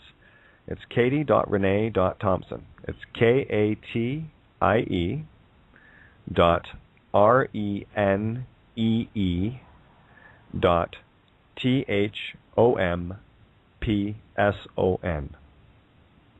My Skype handle is Cygnus Trumps It. That's CYGNUS, Cygnus, as in the constellation, the swan. Trumps, as in Donald. It, as in cousin. Okay? So you got no excuse of being able to get a hold of me. Anybody. Yeah. All right? Kate, thank you so much, and thank you for all your being and doing and sharing your insight and wisdom. No worries. Oh, I was just going to open up area code 818, and they just hung up. No problem. I've got another caller here, too. But I'll leave your line open, and, this is why it's open for them. When I open the mic, it stays open. And the only time I ever close is when things get a little stupid, but other than that, it's and that's just simmer things down. Sometimes it happens. It's all good. So there you go. So I'm available to you, and there's a couple of things that I can go over with you to really drive a very sharp stake through the heart of the system. Oh, there they go. Thank you. Oh, no worries, hon. No worries. So your mic's open. I've got area code 604 and area code 818. Both your lines are open, 604 and 818. So who wants to jump in first? Oh, hi, Katie. It's Patty. I think I should because my phone has got this bad battery, right? But I wanted just to jump in if I could. There you go. Well, go ahead, Patty. And why do I never seem to know? Oh, yeah. Anyway, I'm actually going to grab my cell phone so I can put that number in. So go ahead. What's on your mind, sweetness? Just talking about identification and Fran's topic. And, I think I told you a few days ago that I cut out my ID. Yep. And it was really a matter of survival. And I think that when we have this information, the universe kind of just sits and looks and goes, okay, so what are they going to do with this? Are they going to kind of, How serious are you with what you know? Yeah, and there's a time limit, okay? And they'll keep, the universe will keep watching. And then if you're just sort of, farting about, humptying and dumptying, yes. The pressure will be applied, and the pressure will be applied like a vice. Vice. You either shit or get off the pot. And this is what it's been like for me during my whole walk. And if there's anybody that has the knowledge on this, I do. This is how my whole walk has been. And so all I'm saying in this whole thing is that, when I was in the position where I was just being really attacked because of the information that I put out on your show, Kate, about the Law Society, right? It was a situation where it was probably life and death, and I just said, okay, what the fuck do I have to do? And this, message came, cut up your ID. Become invisible, and that is the only way to your freedom, which I did. Now, for people that want to do this, maybe they're thinking about it, and the same thing happened to me. I'm going, well, how do I explain to my family, my friends, that I have no ID? And so what I did, and I'm just telling this for people because this might get you guys over the hump, because I was there too, it stopped me. What I did is I lied. There's a saying, it goes, lie if you must. And this was a must. And I did. And so I told people that my ID was still in my wallet and everything, because when you get to the point where you are right now, you've been through so much adversity, which is good and bad, but I'm so worn out that for me to tell people who aren't ready to hear the truth, for one thing, and secondly, I don't want to have to explain anything to anybody anymore. I'm so tired, and I'm sure a lot of you are as well. Why? I mean, it works. It gets you over this hurdle. So, sorry, Maureen, I know I'm staying with my friend Maureen, and I told her that. But anyway, so I think once we get to that point where we're strong enough and people want to know, then you can tell them. But this is what got me over my hurdle. And I just want to read something to you, because I journal when I get these downloads, right? And my God, I've been downloading like crazy. And July 7th, I just started writing this. And when I read it now, I kind of go, did I really think that? Like, oh, my God. Huh, okay. So I'm going to read it. Kate, you're probably going to get it more than I actually do even reading it, because I wrote it. But keep going, kiddo. I'm glad you said this. Before you read it, I want to share one thing that you're saying here. The longer people wait to step into the truth, the more intense it's going to be to make them step in the truth, to act in the truth they know. Guaranteed. I know this. Okay. Mm-hmm. And to the level that you stand in the truth will be the level of what occurred around you. In my case, my whole universe was shredded in one night. All right. Now, one of the things that I'm going to bring to the table as well is the longer people wait, the longer people like Patty and myself and others suffer while this system is held intact. And that's not a guilt trip. That's just a reality. We're tired, but we're just putting it out there. Kate, you know what? I had a whole kind of spiel written out that I was going to just say to people, because you just hit on it. And the message that was really, really powerful that I was getting was just saying to people, you know what? I had the balls to do this. This is really a hard thing to do, and I'm not trying to minimize this at all. This is I know. who we identify with. So I understand it. I'm fresh. I just did this a week ago. And I'm just going to say to everybody who's out there, you are hearing the truth, okay? You have the truth. I'm not even going to say anymore. It's up to you to do. You have to, for our sake, and for your sake, and for the sake of people under you and around you and everybody, your family. This is not about you. This is about everybody.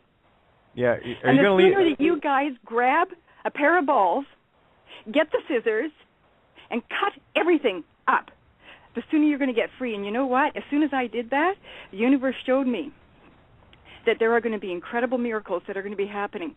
And the longer you guys wait and sit on your asses because you don't know what the hell you're going to do with your, $2,000 check a month, I'm sorry. That's bullshit. And I'm telling you right now, everybody, I'm getting real pissed off. I'm so fucking tired of fighting this war. So get off your ass and cut your fucking cards. I mean it. I want to get off this fucking boat now. And I know Kate, and maybe Kate, she's got her radio show. I haven't got one, so I can tell you what I want. And I am.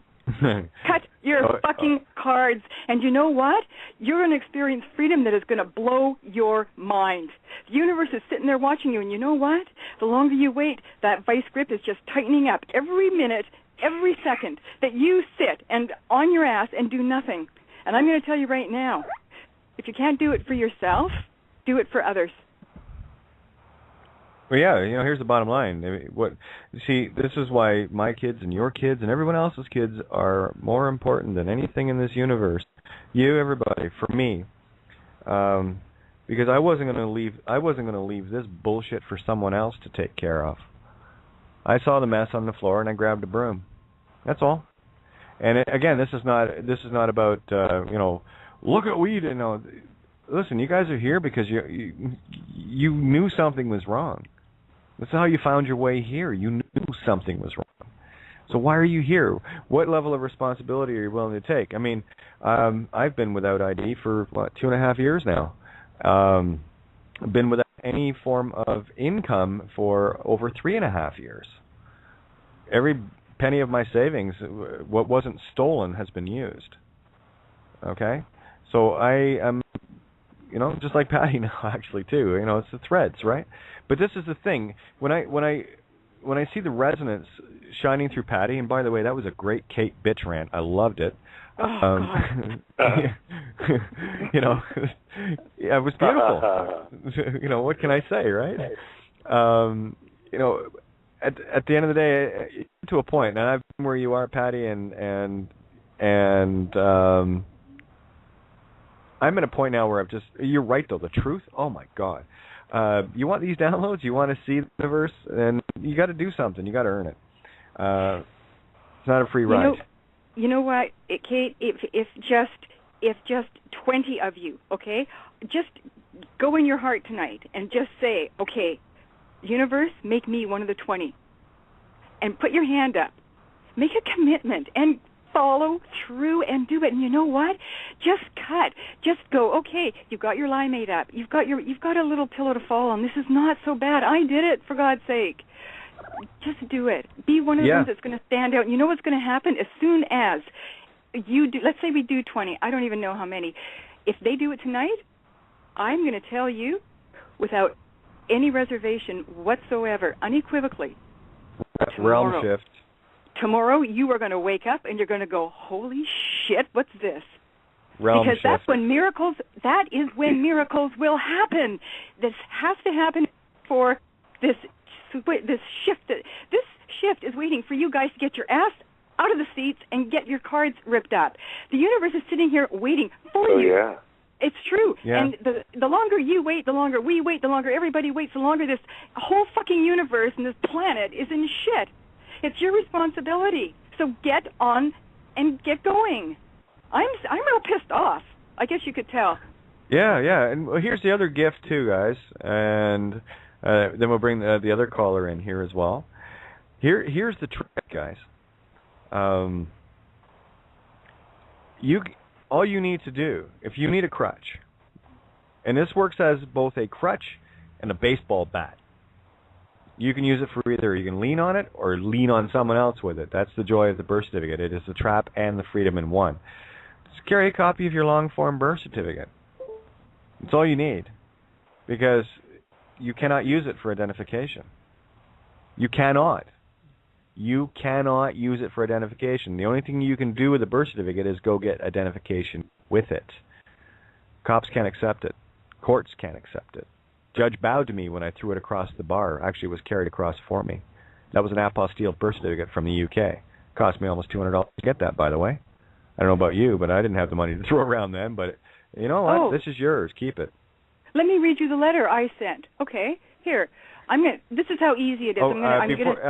Patty, we got 10 minutes before we roll into the rollover, so let me do the shout-outs now. That way I'm not stressing, waiting for, okay. I don't want to cut people short when they get going. I love hearing downloads. Thank you so much, criticalmassradio.co.uk. Yeah, wasn't it good, eh? It's going to get better, watch. criticalmassradio.co.uk. Thank you, Paul Giovanni, Lisa, and the crew at Critical Mass for giving us this table that we can just pig out on truth every single night, and everyone's bringing new stuff to the table. It's fucking awesome. So thank you. And if you guys can help chip in at Critical Mass, that would be so appreciated. It keeps both platforms going. It's completely non-profit. It's out of pocket for everyone. This is why this is the gift, because I use this site, this radio platform, at no charge. Paul carries this, so if you can help Critical Mass, please. There you go. Good one. Okay, this is so I've cut my ID up, and I'm sitting here and I'm going, okay, I've got no money, I've got no money, and I'm thinking, okay, well, I've got to get my long and short birth certificate, right? Because this is, as Kate was saying, what we carry with us. So I go online, and they want $120 for the long, and $100 something for the short, and I'm thinking to myself, you know what? You pricks, you stole it from me. You're going to give it back. You're not going to charge me. So, of course, they have the box where you can have the rush. Well, the rush is the most expensive, right? And I'm going, yeah, that's me. Okay, yeah, book him down. So I fill out the whole form. Now, I'm just telling you what I did, okay? And this is so awesome because I don't have the money to do this, and I don't think I should have to pay, so I wrote them a letter. I sent in this letter, cover letter, with the forms that Kate suggests we do and the information because I want my birth certificate. So I said, to whom it may concern, I am requesting both the long and short birth certificate for myself. I am not submitting the amounts that you are charging for this service on account of the fact that the Vital Statistics Registry fraudulently obtained my name in capital letters when I was born and put this name, Patricia Diane Byers, on a piece of paper called a birth certificate and turned that name from a human to a corporation by using all capital letters. And then I said, read the enclosed for further verification. And I said, so, because you fraudulently gifted yourself with my name when I was born and have made copious amounts of money off my flesh, consider this your opportunity to gift it back to me, and I will consider not pressing charges against any and all of you who have knowingly or unknowingly been involved in any way whatsoever with this cover-up operation. Yes, even you, the secretary. Remember that saying, ignorance is no defense. Thank you. Well, yeah. So now I'm not paying for it. And I wanted the cover letter on here because whoever's going to open my letter is maybe a secretary. Now, secretaries are humble because they're made to be humble by this stupid society we live in. They're probably one of the most important people that corporations have, but in any event, they're going to be the one to read it. Well, and yeah, consider it. You've got say, Cree, Ta, Re. Say, himself, herself, itself, creation. I can go through it all, but that's why the lowlies, if you look at it from the perspective of how society has been built, all the lowlies are the absolute power in the game. So focus your attention there as well. Look at the Native Indians. You got it. Okay? Look at the Africans. Exactly. And who else we got to call here before we do the rollover? I should mention now we got about 5 minutes until we go into the recording part. Call in area code 661-467-2401. And, of course, you can Skype in, refresh the page you're listening on, and click the Skype icon, and you can get aboard. And welcome to Rainbow Michelle to the Love Stuff Room. Yeah, see, that's what happens when I hand out Skype info. People actually tag me, and they get added to the room. There's plenty of room, guys. There's hundreds in there, and we're all talking about the same stuff. And it's direct access to everyone that you hear on a regular basis, myself included. So please, come to the table. Lots of food, and it's all free, and it is good. Good. If you can handle the truth, you'll either, be a real pig out on it, or it might choke you. So just be careful. If you can't handle the truth too much, just take spoonfuls, right? So who else we got on the call here? 818, I believe, was the area code. Let me check. 818 is Randy. Randy, I thought that was your voice. I wasn't going to say that, but yeah. Hey, how are you doing, my friend? I'm good, Katie. How are you there, Lassie? I'm doing okay. I'm hanging in there. The thread's a bit greasy, but I'm here. Yeah. That was a wonderful rant. Thank you. Bless you. I love you.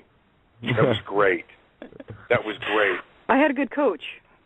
Hey, Kate? Yeah, well. Oh, now it's my turn. Okay. You followed your path, you followed that path, and you said, this is wrong. I know it's wrong, and you listened. And that's awesome. That's the meaning of awesome, I think. We need 35 people to do that. Well, we got 20 coming tonight for sure, right? That's what I wanted to add, okay? Here's the thing. Did you take your license plate off of your conveyance also?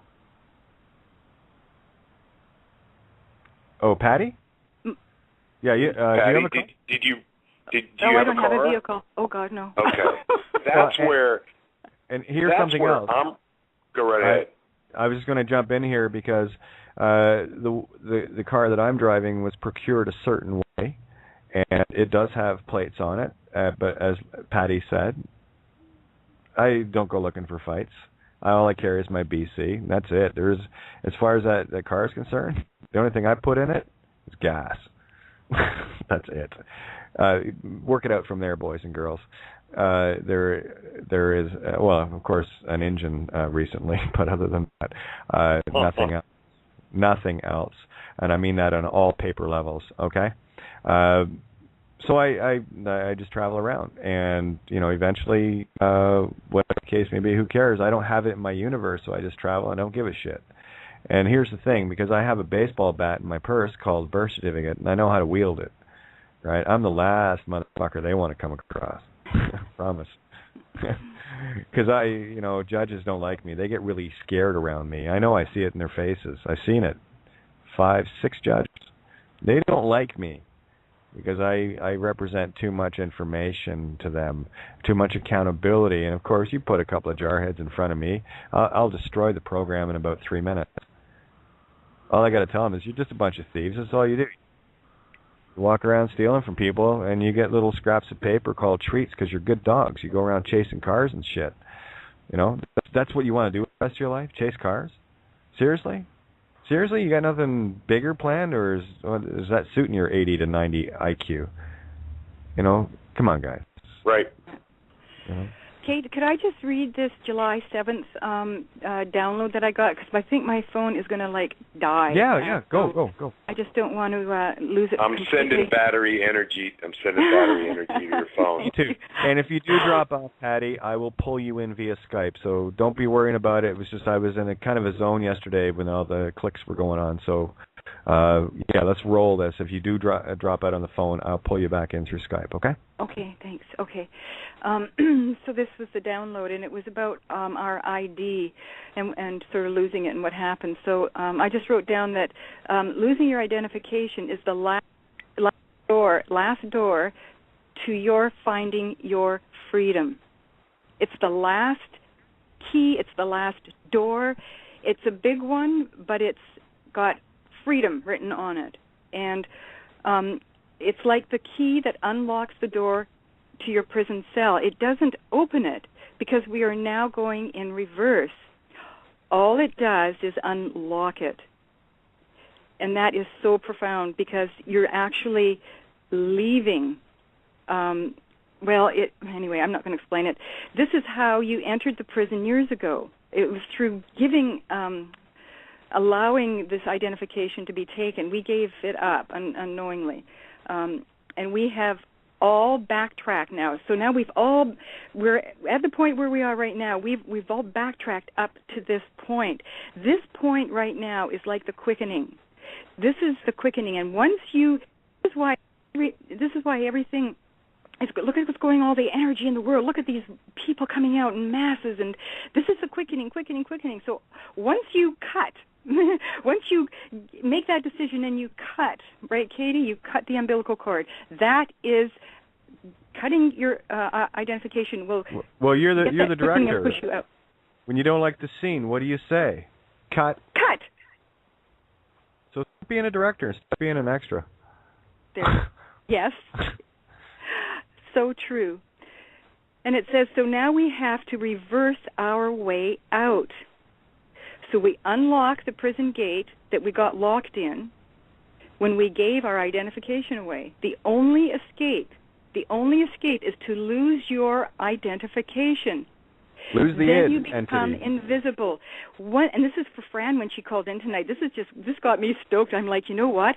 If she went into that, if she lost her identification before she went in that courtroom, the universe would really, I think, just work in her favor. It wouldn't matter what was going on. It wouldn't matter who's who or what's what or anything. Yep. I think it's huge power, and I believe that to be true. Patty? Go ahead, Fran. I just want to let you know, Patty, it's Fran, and you are kicking my cosmic butt right now, and this is an amazing opportunity that I recognize I have standing before me, and it scares the shit out of me, if I may be frank with all of you, but I know everything, Kate, and you said it last night, you've said it before, nothing in your life is a mistake. And I feel like everything that has unfolded in my life is leading up to my moment of truth that may very well have a significant impact for others. And that's why I really want to be clear about staring down my own fear and knowing how I need to thread this needle and do it once and do it right. They say, what is it, measure twice, cut once. And this is the eye of the needle. This is the eye of the needle. There's no may about it. Okay? Yeah. Kick Mrs. Doubtfire in the ass. When you make the ethereal choice, universe stands with you. And Patty, you know the breakdown of the word reverse, don't you? Reverse A? Yeah. Do right? it, please. For those that haven't heard the breakdown of why we have to reverse out of here, just to back you up on what you said as well, and I love using back you up because this is what we have to do. We have to back things up. What I have done in tracing back to the Crown original fraud is actually I've moved forward, you see. When we go back in what we perceive to be going back in time, we're actually moving forward. We're unfolding this in reverse. Yeah, I get it. Reverse. You are the light or the Son of God. Ver, from verily, meaning truth. And say, Latin for himself, herself, itself, the divine trinity of self, you. That's what we have to reverse out of here, children of the light. Wow. Back her up, baby. Back her up. Get that beeper going. You'll be fine. You'll be fine. Hey, I'm still here. And Fran, terror? You want to know terror? Yeah, been there. And I get it, and it's gut-wrenching. It really is. And I had my puke fest, 2.5, 3 years ago. About 3 years ago now. And it was very intense, right up to the point of, as my story unfolded, with the complete destruction of my universe around me. But that was a universe saying, you're standing in the truth, biatch. We got you. We're going to take all these strings away from you, though, so that you can walk this walk, so that you can talk about it and share what you have seen and experienced with others to help them see how powerful they truly are. That's all I'm doing. And there's nothing guru or teacher about me. I don't guru anything, and I certainly don't teach anything. This was the subject this morning with Colleen. What we do for each other is we remind each other that which we already knew and just simply forgot. We are remembering. And we are legion. Yeah, we are. Wow. Well, just the last part of this, I'll just finish. It's just a couple of lines. Keep going.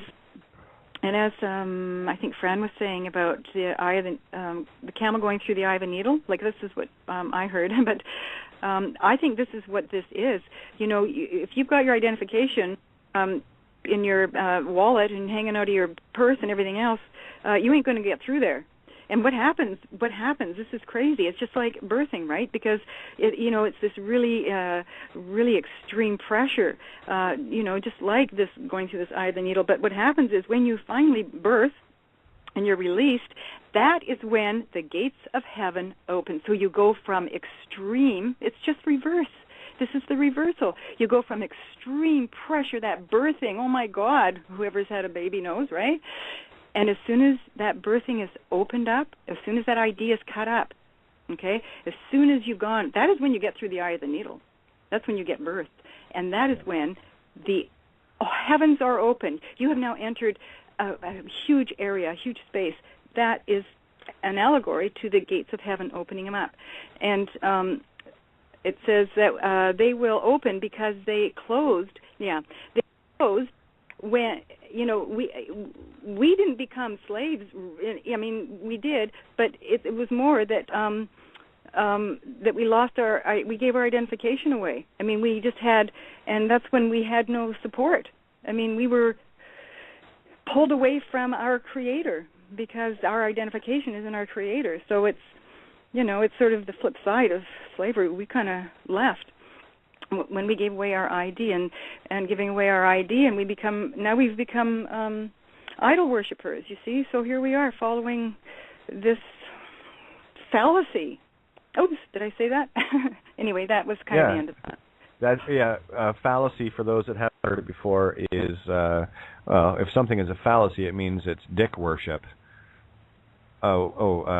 Dick love? Oh, let me explain it. Phallus? Why do you think kings and queens have been phalluses with the H removed, called palaces. Yeah, they love living in their little dicks, don't they? C, the note of love, right? The open, unconditional aspect of creation. Phallus, C, dick love. Sorry, knock over all of the obelisks, please. We did a good, good movie to watch, by the way. What was it called? I just watched it too. It's so funny. It's where they take over the White House. Oh yeah. Yeah, when the plane crash, the wing crashes into the Washington Monument, you see Osiris's dick getting his dick cut in half. It was beautiful, and of course it had to be the right. Yeah, Olympus, right? Olympus has fallen, and of course it had to be the right wing, right? That's the divine feminine allegory, mystic. Got to think mystic with this stuff, right? And before the plane went into the ground, crashing, it did what? It flipped upside down, and its left wing hit first, which is the divine masculine, right? So, neat, eh? Yes. Kate, just before I finish here, if I just can say one more thing. The date today is July 8th, 2013, right? Well, when I was getting this download on July 7th, I kind of, for some reason, looked at July 8th, and I looked at the date, and I thought, why do they, when the year changes, like next year is going to be 2014, right? If the year is the thing that changes, why do they put it last? It should always be first, because it's the thing that changes. You see, they put everything backwards just to mess us up, right? Which I figured out. So we should be reading our date as 2013, 0708. That's what I was given. So I thought, okay, well, let's do this. Let's just see, because for some reason I did it with today. I had a feeling something big was going to happen today. This is why I put the 8th down. Remember, my note here is on July 7th. This was yesterday I wrote this. So it says, so look at 2013. 2013 adds up to 6, okay? July is 7th month, and today is the 8th. Well, when you do it in the order that you should, it goes 6, 7, 8. Well, this is a 3, 1, 2, 3, right? Now, 8 means infinity. We now have the choice of putting another 8 here, and we can put another 8 and another 8 and another 8. This is an infinity day. Yep, I was gonna mention too about. Have you ever paid attention to your phone number there, Fran?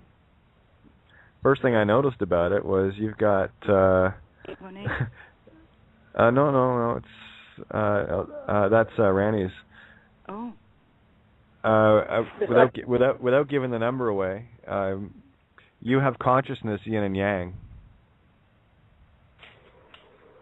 996. Got it?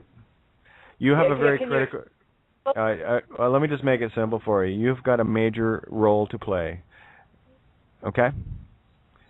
So it's time for you to play, honey. You got the power of the universe behind you. That's all I can see. You've got the balance of the light, dark, infinite, and you are pure consciousness in motion. How about you act on it? That's why we need to talk. I would love to. I want to. I will. Okay. Awesome. Yeah, see, here's the thing about these little seeds that I write. That's all they are. They're seeds with pure truth in them. And all you got to do is plant them. And the more times that this truth gets out to more people, the faster this thing comes down. And it's not difficult. Email. It's going to happen either Fire today. It off to law firms. Fire it off everywhere. It's going to happen tomorrow, or it's going to happen. So you might as well just suck it up and do it. Why procrastinate and drive yourself crazy? You know it's going to happen. Just do it now and save us all this aggravation. That's how I see it. Well, every instant that goes by, and this is why I hand out the truth disclaimer. If you can't handle the truth, do not hang out here. Yeah. Do not. Because what's going to happen is you're going to epiphanize on something. Guaranteed, you'll find something every single night. It's going to be a sudden realization of, ooh. And if you don't stand in it, the universe is going to, the further you walk away from that armor-plated truth zone, the universe is going to do its damnedest to put you back in there. And sometimes it might be a little nudge, and other times it might be a train hitting you to get you back in there. You choose, and the longer this goes on, the bigger the train. Yep. So, it's let's use the I hate doing dishes analogy. All right, how many times have you had all these dirty dishes on the counter and you said, okay, we'll get to them. I'm just going to go watch this episode of something or other, right? I'm going to do this first. And then you sit there, and as you're sitting there, that pile of dishes in your mind keeps growing and growing and growing until you finally you wrestle yourself out of the chair, off the couch or whatever, and you hate doing it. But then suddenly you realize that the dishes are all done, and you're thinking, what the fuck was I worried about? Why didn't I just get up and do it? Save myself the bother of worrying about it. And that's what's happening with people with ID and actually making the move. Because, yeah, granted, these are very different dishes that are being washed right now, but these are the purest white, pure as the driven snow dishes. They're yours. Time to do some laundry, boys and girls, and get out the bleach. Yeah. I could make it complicated if you want. I could. But that's the problem with me. I can't. I'm tired of complicated. I've been through all the quagmires and the legal wranglings. I can spin a lawyer out in three ways this side of Sunday, no problem. I can spin judges out. I can make them a lot because they don't know their arse from a hole in the ground. These guys are all case study, and there's very few that actually know what's truly going on at the higher levels. The one that bowed to me is one of them. That's why he bowed. That's why they brought him in, because they knew they were dealing with a different cat here. I made sure of it with the stuff I filed. And here's the biggest joke of all. It was all supposedly over a parking ticket that actually didn't exist. You want to talk about illusion? You want to talk about them, they make the shit up as they go along, see if you fall for it? Now, start handing the fraud back. That's all you got to do. Let them know that you know who you are, and, yeah, do the physical to affirm your spiritual intent. Cut your cards up. So, Kate, did you get insurance on your car to get plates, or how do you do that? Well, that was got, but it was never solidified after it. There's none of that. It was got to get the plates, but that's where it ended. If you follow. I do not. Oh, well, no, there isn't any on it. Does that work for you? Okay, right. Yeah, so, right. Hey, listen, the ruse, they've been duping us all along. All's fair in love and war. Okay, fine, well, we'll dupe you back a little. How's that? Yeah, you can't verify that I am the name, so since I pulled over to help you out with your emergency into a public area, you cannot steal my vehicle. Either give me, charge me. They can't. See, that's too complicated. They okay. can't. They're not even in my universe, is what I'm telling you. And this is where you get to be when you make these choices. Is like you don't exist anymore. Do you remember the scene in Celestine Prophecies when they all disappeared and the guys with the guns couldn't see them? The only time they could see them was when they started doubting it. That's what I'm talking about. That's the real shit. That's an allegory for what happens in the physical. You literally fall off the radar. So I don't even manifest those things. But to make it easier to baby step people through it, the only thing I'll carry is a birth certificate. But I know what it is. It's pure fraud. They can't use it. So, and they can't do a damn thing until they get joinder. They need consent to be the name. Or otherwise, move along. That's it. What's the first thing a cop asks anybody for? I want to know that you're a criminal. Show me the ID. Right. Because the minute you show identification, that's what a license is. It means that you might as well run a body house and a crack house at the same time and pimp out children. It's the same thing. It's licentious. It's immoral.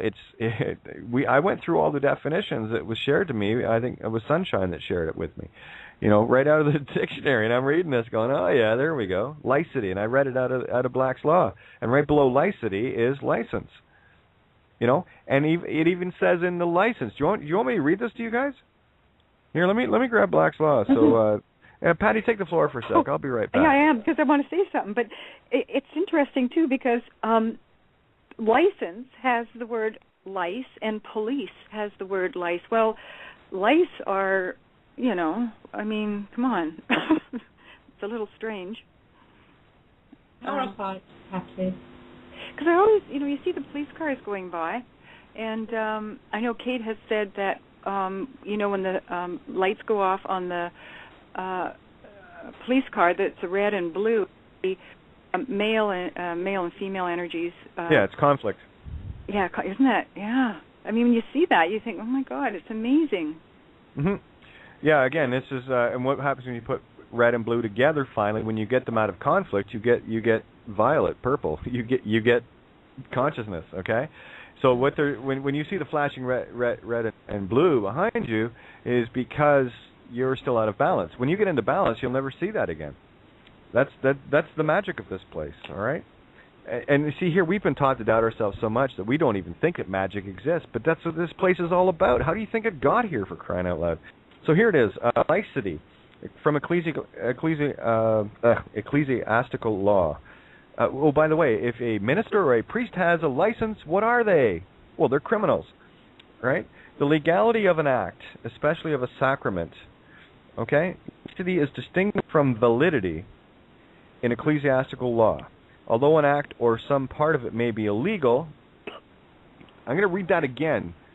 What this is saying is that all acts are illegal because some part of it, all of it or some part of it is illegal. If some part of all acts, it says right here, let me go back again. Although an act or some part of it may be illegal, its performance or effects may be valid. And the only way it can be validated is if you consent to it, that you are actually committing a crime by your actions, i.e. having identification. Happy? Mm-hmm. Joy. Yeah. Oh, I loved Ren and Stimpy too. Happy, joy. Love it. Didn't you say, Kate, too, that when they say may have or may be, that it means that, yeah, it is, or it... Well, yeah, may also means must. Right. You look it up in the legal terms. May can also means must be, right? So it's everything's in the mirror, and it's all, again, I go back to the phonics thing, right? That's it. Yeah. Right? Oh, there it is, DOT. Department of Transportation. Everything goes through the Department of Transportation, the DOT. The DOT? Yeah, the DOT. DOT. I knew that would resonate with you, Patty. That's why I said it. I opened the page. It was right there in front of me. Okay. Kate, I've got to tell you this then. Oh, my God. Would you stop being surprised at magic? This is what we do here. I just follow my I'm so blown away. This whole DOT thing. This is going to take a whole show. This is like way too. I've been accumulating because I haven't been able to get on the show. I've been accumulating all of this stuff about the dots, and I've been really working on it. There's lots to share, so I'm going to have to make it a different time. There's not enough time to talk about it. Yeah, well, here, I'll just continue on for you. And by the way, we'll call in tomorrow night, and we'll make a show out of it. Okay. DOT. Here's the one underneath the DOT abbreviation, right? DOT. DOT or DOT, D-A-W-T. It's a noun, French from Latin, dos. Civil law. There's that magic word, civil. That's why we use the Gregorian calendar, which is civil. Julian isn't.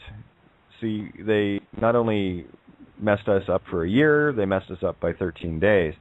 So if you're acting in, that's why when you mentioned about the calendar, we're actually 13 days out. See that? 13th warrior?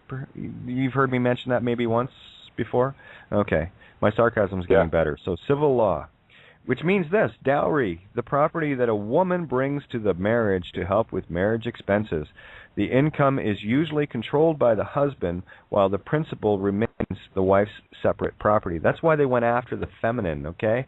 What's happened is the divine feminine dowry of creation has been stolen by the phallus worshippers, the patriarchal. Neat, eh? It's all there. I mean, you just got to see the layers. You know, so it's about reclaiming our divine feminine. That's it. They stole our ability of creation, and we did it through ignorance and consent. We're not consenting anymore, and we're certainly not ignorant of it anymore. And regardless of what people think and where people think we are right now, we are closer now than we were 5 minutes ago because of what we're unfolding every single day. And there's not just me. I mean, I'm one of millions doing this now. You know what I'm saying? Neat, eh? Mm-hmm. Well, that should make you happy. I mean, this is going exponential crunch here. Well, I hope so. Yeah, I want to go outside and take that plate off my truck. And go play? I want to go and take that license plate, their piece of steel that they own. Yeah, well, take it off my truck. Yeah, get rid of the VIN as well. Did you cut your ID first, though? Because you're not. No, see, I don't have that. I don't have an ID. I haven't had an ID or a TV or credit cards for probably 3 years now, 3 plus. Oh man, attaboy. Yeah. So we got players. But I do the license plate because, well, now I've been enlightened, so I need to meditate on that, strengthen myself, confidence in that, and then I'll get rid of the thing, and they won't see me anymore. Bingo. And like I said, notacitizen.com, some great information there. All he carries, I got to get him back on the show again. He was on one night, just jumped in. All he carries is the birth certificate, proof of the fraud. Right? Now, he was the one that confirmed it for me, right? Because I knew this. And this is all I was carrying. And then he comes on just coincidentally and says, yeah, just that's all that gets used is the birth certificate. They won't come anywhere near you because you're not committing fraud with it. That is proof of the fraud. They will not touch it with a 10-foot pole. They can't. It scares the shit out of them because it makes them go into fraud by using it. Right. Okay. That helps. So I have the birth bond, the copy that's on bond paper from the so-called capital of the franchise. Yeah, that's fine. That's proof of the fraud right there. It's proof that it was monetized. It's proof that it's not yours. Does it say copyright on it? Oh, I have to grab it. See, you guys in up north, you have to pay a lot of fiat for that. Mine was 26 fiats. Yours was 200 and some fiats. Well, that was mine came from the UK, and it was apostille in the city of London. It went through 5 different offices for the apostille. It was pure gold, that little puppy. Oh wow! Wow. Yeah. You know, so and I had to do it again. It wasn't apostille this time, but I've got the long form and the short form here, copies from the UK, and all the information I need was on it. You know, even the double cross right beside my mom's maiden name. It's got, you know, like the Free French cross. You've seen the little icon, like it looks like a little cross, and this one's got a cross with 2 bars on it. It's a double cross.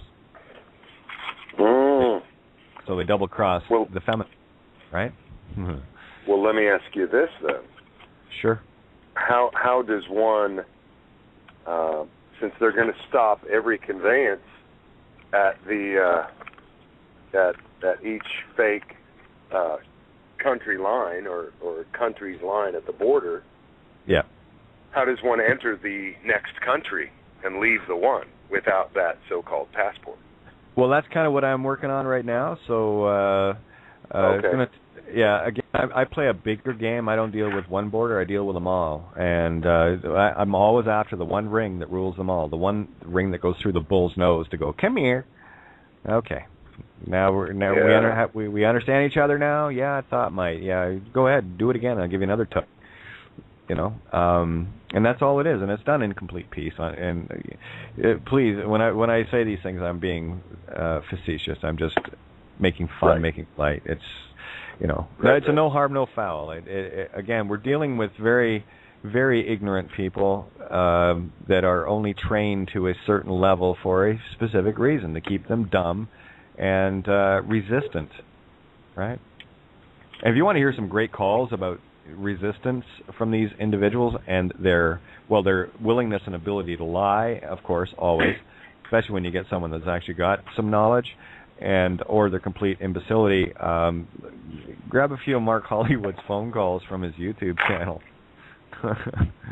There's some Mark real Hollywood. fun ones. Okay. Yeah, Hollywood. Yeah, I forget what his. He's in my Skype, but I've talked to Mark many times. He's a great guy, and he has a lot of fun. He makes phone calls, and he keeps them on the line too, which is even funnier. He knows Was he the guy who called the IRS and that trying you're to thinking figure of, out? You're thinking of what's his name? Hang on, he's in my contacts. Let me just see if I've got it here. I know who you're talking about. Okay, so Mark Hollywood is different than. Okay, got it. Yes, he's the Canadian version. I'll look that up. Yeah. What is it? And he's great. He's Mark Stevens. Oh, Mark Stevens. That's who you're thinking of. Yeah, he's hilarious on the calls. No, this was literally a kid that Brett Jones of Redress Right had come across, because the kid had called him and he told the kid, he said, here's this and that. And the kid literally got a woman on, called the IRS, got a hold of a woman, I forget the video name, and said, well, how do I pay this? How do I not pay? The word's not pay. How do I take care of this? How do I get it to go away? How do I, there's a word for it.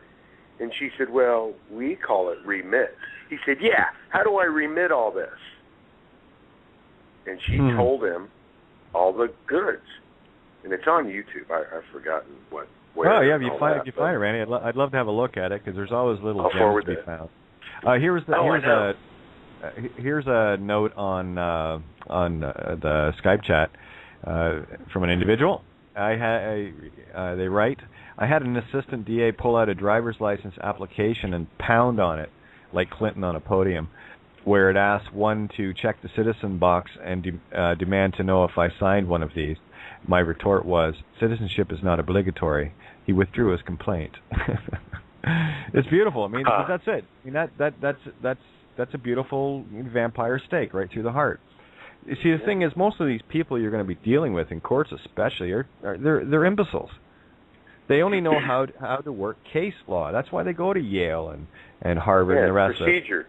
Procedure. It's all about procedure. They don't understand the law. If they want to, defend or fight a case or whatever that might be, a box, right? They only refer to case law. What happened before, and how can I twist it to make it work for me this time? Maybe write a new one around it. And they're writing, tens of thousands of new laws every single year.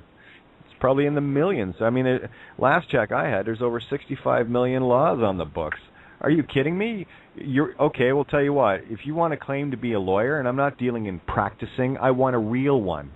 You got to know every one of those laws. Yeah. Good luck. Yeah, and that made total sense to me. Why when I crossed from the audience and entered the stage of said courtroom, that's why I knew when he took me away, when he had the public servants take me away. That's why it was clear to me when I was in the holding cell, so he could empty the courtroom of all the other all the citizens in there. Yeah, the sleepies. And then he brought me back in shackles by myself with the clerk, the head of the court, and then a reporter or a recorder and him sitting up on high, and I spoke with her.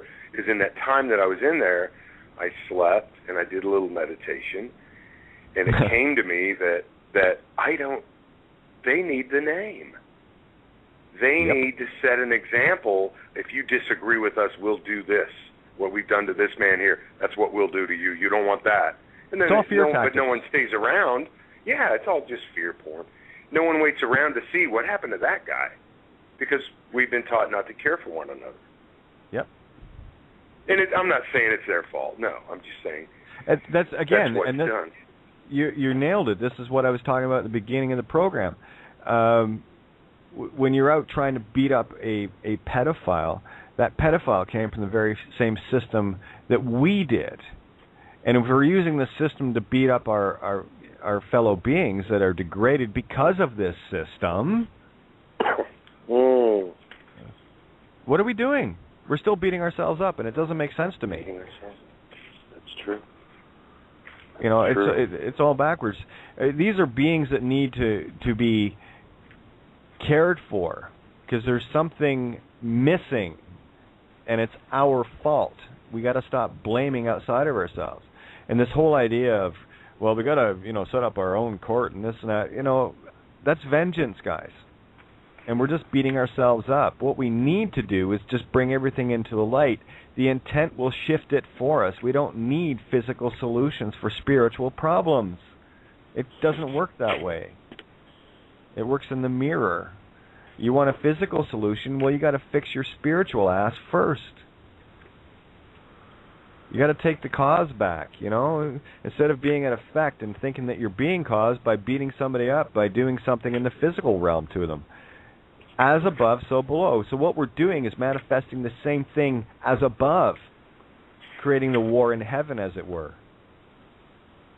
Right? So this is why, and I'm glad you brought it up again, Patty. This is why we have to reverse out of here. Oh, it looks like Patty got dropped off on her phone, so let me grab her and bring her back in here via Skype-a-rooney. Here we go.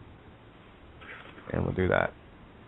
Yeah, so you've nailed it, Randy. I mean, what you're doing is you're giving another example of the same thing that we've all been doing, and we've all done it from different camera angles, done the same things, right? The whole thing with that Judge Bowing was all about that. That's why I walked free and clear, and they couldn't touch me. I owned all 3 bailiffs. No one was paying attention to that because I had. You should hear. I've got to put it up. Actually, I've got to upload it I'm going to upload it right to Blog Talk, and I'll let you guys hear the conversation I had with the bailiff that was cowering behind the bar at the end of the video. The other 2 they brought in just for me. That courtroom was filled with like over 100 people that morning, and this is where I went one-on-one with that little cowardly bastard sitting behind the protection of the bar in the video. He was the only bailiff all day until these other 2 showed up. And the conversation between me and him prior to court opening, and actually this recording goes into the point where you hear the ding, ding, ding, where court is actually in session, and the judge is already walking up to the to his little porta potty, right? Yeah. And yeah. I'm standing at the door inside the courtroom that I already claimed. This is going back, okay? So you got to keep this in mind, guys. These are tactics that worked then because they weren't revealed yet. So I was able to use the ones that weren't revealed because I didn't know any better. But I handed the bailiff his ass at the door. And I will tell you, there was one point of the conversation where he was trying to tell me to take my hat off. That's the first part. It's very muffled and hard to hear, but I know exactly what's being said and when I can translate it. But what he had done was he had asked me. Show me the law where I need to take my hat off, and I'll gladly remove it. Yeah, well, I went a bit more intense on his ass than that. So what happened was he said, "Take your hat off," and I said, "What?" Because he was pointing at his head, right? And he wasn't even. He didn't even say anything. He just pointed at his head, right? And I'm thinking, "What? You got a headache? What's wrong?" And he points again, and I'm still, huh? What? And he goes, "Take your hat off." And I said, "Oh, is that an order?" And he says, "Well, yes, it is." Well, unfortunately for you, then, under this is old stuff, right? Something to do with bills or whatever act. Or it's been so long, I don't even care to remember. But I said, I'm going to have to bill you for that order, and it costs $400 to fulfill that. Do you have the money? I'd be more than happy to. And he came over. He was trying to be a little bit more discreet and quiet with me. Meanwhile, there's there was 21 other people. We'll call them sovereigns that were with me that day, sitting all around me, right? And they're having a chuckle at this. And so he's being a bit more discreet. He comes up to me, and he's ready to start saying something to me. And because I never got up, I just stayed sitting. And his radio went off, and he looked me square in the eyes, and he said these 3 words. He said, "By your leave," and then he stepped backwards 3 steps before he turned to walk away. 3 steps. Yes. The Trinity, you mean? Yes. See, but this information most people don't know. Grasshopper, makes for very interesting. Doesn't it? Yeah. And then goes on a little bit. You hear the ding ding ding of the court coming in, starting, And then he motioned me over to the door, so I went over to him, and that is very audible. And there's everyone in the courtroom, including all the Crown attorneys, lawyers, all the people there to get fleeced. And they did. They got fleeced royally. And they left me right to the very end. Yeah. Right? Yeah. Right. I don't know why, but, anyway. But I'll tell you. Well, they left you to the end so no one can hear how to properly, get your thing over on them. Yeah. That was my sarcasm. Gee, I wonder why. Yeah. So it's when you actually hear, I'll get it loaded up tonight, and when you actually hear what I said to him at the doorway, and I had just sworn a peace officer oath at a notary. Again, this is stuff that makes me a court official at that point. Not anymore. It's all bullshit and garbage now. But at that point, it worked, and it was just beautiful. Everything unfolded perfectly because when I got up to the front, never crossed the bar. I just, of course, my guts and knots and what have you. I can hide it well. Yeah. I just walked up there and I just said, "Okay, universe, this one's yours. I'm shutting up now."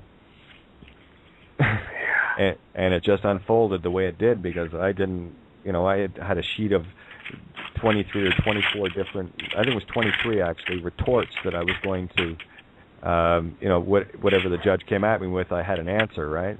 But he didn't even get the name, and the fact that I owned the first bailiff in the morning, he understood me. The female bailiff, I owned her across the hall just before we came back in for that video, where she understood me. You do understand that I am a sovereign, yes? She goes, "Oh," and you seen the head drop. It was a beautiful moment. So the only one I hadn't owned up to that point was the short little shit guy to my left, and he was sitting in the back, all Mr. Gruff and, "Oh, yeah, you're doing a good job, buddy. No problem." But he didn't say a word, so he was silent. And as soon as I turned to him in the video, I said, "And this guy, well, he doesn't like to talk too much." Right? That's when the judge jumped, because at that point he knew I owned all three of them. Then he could be arrested. I wasn't interested. I just wanted to wanted to clear up a mistake. That's the first thing I said. I'm here to clear up a mistake. That one, and of course, incompetence. They don't like that word. And I do have the transcript. I should get that loaded up to Kate of Gaia .wordpress just for anyone that needs some entertainment to see what it was actually said. Wow. So, damn. Okay. Yeah. So I'm looking around for my. Yeah. Shit. I'm looking almost for 3 my years bond. ago. Oh. I'm still looking for my birth bond. I know. I'm sure I put it in that spot that I would never forget. Yeah. So I'm going to have to order a new one from the franchise, and I guess I just give them I have to give them the postal, the address. Yeah, just box it. P.O. box it. No, box it. Put a box around everything. There's no joinder with it, all right? Well, okay, so I shouldn't just call them and give them sure. Well, who cares? I mean, gift card over the phone. Yeah, it doesn't matter. It doesn't matter. I'd give them the damn address. Whatever you want. Fuck it. That's the thing. It's like and this is why I'm trying to tell you. You can't touch it. Don't be afraid of using their tools against them now, right? Right. Hey, the poison I think I'll is the cure. put a 2-cent stamp on it. 3. You got to put a 3 on it. Oh, a 3, not a 2? Yeah, 3-cent stamp and no postal code or zip code. Right, without the U.S. Yeah. Yeah, it'll get there. Oh yeah, it will. Damn it! I know I have. Yeah. It. Okay. Anyway, enough. That's all right. It's all good. It'll show up when you need it to. So it's all good. That's why I don't stress about anything. Yeah. Just all right. like that. Well. Yeah. And there she blows there. Exactly. So Fran, are we having fun now? My head is reeling, and I have goosebumps the size of Texas. Yeah, it's kind of worth hanging out here once in a while, isn't it? Yeah, this is awesome. Yeah. As soon as you dispel the whole illusion of what the system is, it is complete fraud. It's a complete illusion. These guys are walking around with their fancy robes and all the rest of it, and they hire these goonies that are powerless without a name, and they know it. So you've ripped the clothes off a very naked emperor. Well, Lose what's the fear. interesting is even as I've gone back and forth with the attorneys who are handling my circumstances on this end, they even are struggling with some of the stuff that I'm putting out there, and that's where it's getting more and more interesting, and where I really need to come into focus and be crystal clear about how I here. Yeah, well, just make sure that you, because I love playing this trick. You obviously have defense attorneys and prosecuting attorneys, yeah? Yeah. Okay, you got access to both parties. You got email. Fire off a copy of it. Yeah, I do. Well, then fire off a copy of each of this to each the attorney that's repping you and the attorney that's repping the court. Well, there's no one repping you. It's all about the court. They're repping the court. They're acting their way through. Most of these guys don't know what's going on though. So this is what I'm saying about planting seeds. Fire it into law firms. These guys haven't got a clue what they're doing. Most of them actually think they're doing a good thing. So you can't hate them, right? They're more ignorant than we are. I'll tell you, I'll take a lawyer on. I don't care who and what and where they are any day of the week. And all I got to say, well, listen, without the name, you got nothing, bud. And besides, you swore an oath to the bar. Your first interest is the bar, so you have a conflict of interest. So you can't even open your fucking mouth. So why don't you just shut up now before you get yourself in more spiritual trouble? Any questions? Didn't think so. Now go hand your bar card back and revoke your oath to a fiction entity. By the way, the devil owns your soul at this point. You happy with that? Are you okay with that? Is that working for you? And I mean that in a very literal sense. This is the battle of good and evil. It's the only place we can play it. And I'm sure most of these people that think they're trying to do good would want to know that they're not. If they're not. They all get sold with their egos, though. Got to get the new Beamer, got to get the new house, got to, never mind keep up with the Joneses, beat them, right? And that, which is why a lot of those people on The Secret, a lot of those so-called teachers, they're in battle currently. They're in court with the producer. Yeah. So I guess you attract what you want because they were attracting it with their brains, not with their hearts. Well, their hearts. Well, they were attracting it because, see, when you have the intent generates from your source, which is you, your Makaba, your heart, your divine essence within. Everything generates from there. The thoughts you have in your head that keep coming in are ego. That's left brain overruling. What you need to do is connect your heart with your right hemisphere. And unfortunately, for the human body, the easy way to bypass it, tongue to the roof of your mouth, your reptilian brainstem gets in the way, and it's a chatterbox. And if it's got all sorts of stuff coming into it, which they have the technologies and what have you to do that, you're at a very disadvantaged place. But once you become aware of it, the illusion's blown. And I mean it to that degree. As soon as you become aware of it, that it cannot affect you anymore, you've already beat it. This is the joke, right? That most people aren't getting. That's how powerful you are, and this is the doubt that has been planted within us for so very, very long. And what we're doing now is we're finally dispelling that. And I'm not going to be quiet about it. I'm going to be actually a little bit noisier than most because that's just what I do. That's my thing, right? Yeah, grateful for that, mate.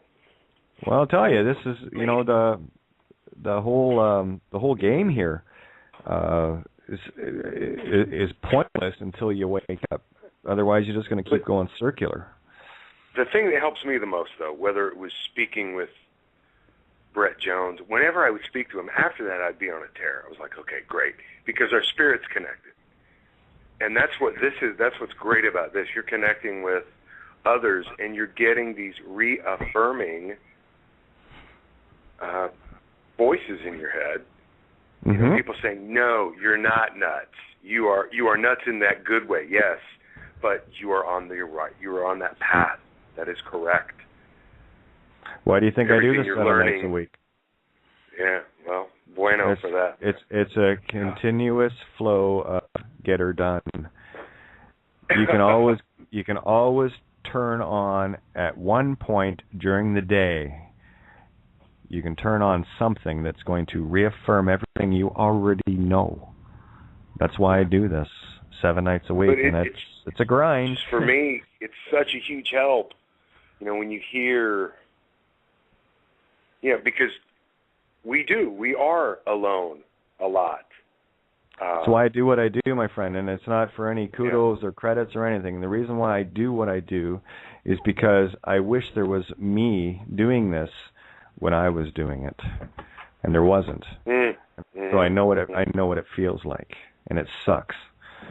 Well, you can imagine how hard it is for you now. Imagine how hard it was for the people who knew this stuff 20 years ago. Those 6 people who knew it, and had to keep it to themselves because God knows they'd have been in lockdown somewhere or locked up somewhere. See, but 20 years ago, my friend, we were still playing in the illusion. This is the difference. What's making it tough now is we've uncovered so much of it that all of the stuff, any of the UCC or Postmaster General or rest of the friggin' nonsense, NASARA, Opt, Saint Germain, all of that bullshit has got people, everyone looking outside themselves for the answers that are contained within. They got you looking for bread and circuses. It's Rome. You are the most powerful entity in the universe. I know you are. You're me. We're all connected. We're all one. Just like that. So, and that's why, because for me, and especially knowing what I do at this point, for me to do otherwise would be a complete irresponsible act on my part. If I'm going to be unconditional spiritually, well, then I'm going to manifest that physically, and like I said, I will keep doing this as long as I can. And the only thing keeping me in this game are people that help. That's it. Other than that, remain honorable. Yeah. Right. Mm-hmm. Whatever happened to those guys? The creditors for commerce or something like that? Where'd they go? What a joke that was. I know a few people in that. Creditors in commerce. Yeah, they're still pulling the stuff. Actually, one of the guys involved with it. Hey, Eric. One of the guys involved with it. I know. It's kind of funny.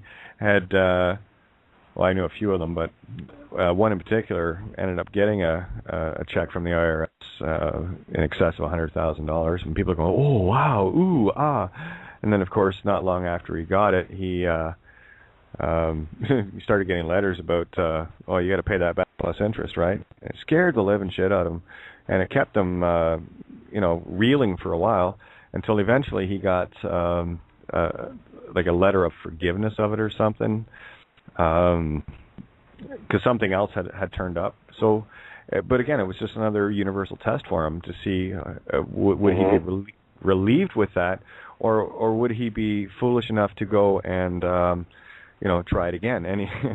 And you did. Sure. But put a kibosh on it rather quickly, right? Yeah. Stand up for your beliefs. Yeah. Well, once bitten, twice shy, maybe. But that's the power of the ego. That's the power of greed, right? And okay, well, all you're telling me is that you can be bought. Right? I can't. Sorry. I can't. I could be bought. They'd be more. I would welcome them sending me all that fiat, and I would go out and I would get all my tools, and I'd get in the truck, and I would go to people's houses, people's homes that look like crap, and I would tell them, okay, what do you need? You got me for a week, or you got me for 2 weeks, or whatever. I'll tell you what. Here's this guy. He's going to help out. Don't worry. It's on me. I'm paying their hours. I'm paying their wages. I'm paying your right. And you're still stuck in the quagmire of the system, Randy, because you know what money is, right? Well, yeah, it's me with the fraud, but then I'm helping others with that. If they want to do that, the only way you're going to help others, Randy, is to eliminate money altogether. That's the thing that we need to do, because what money is the literal flesh, blood, and soul of every living human on this planet. It's what it's based in. it is cannibalism. So when someone goes after lots of money, I don't care. It's owned by the Rothschilds. It's all government. Right. It's proof of fraud. All you're doing is rejoining the tail into the mouth of the snake. I'm a general contractor, former, and before I would go onto any work site, the first thing I did was what? Oh, right, demolition. Demolition. Yeah. Tear it down to the ground. Raise it to the ground. There's a reason why they say raise. What is it with so many of us who do that kind of work? I run into so many guys who know, they're contractors or foreman or whatever, and they know at least enough of this stuff to get them in trouble, but they know it.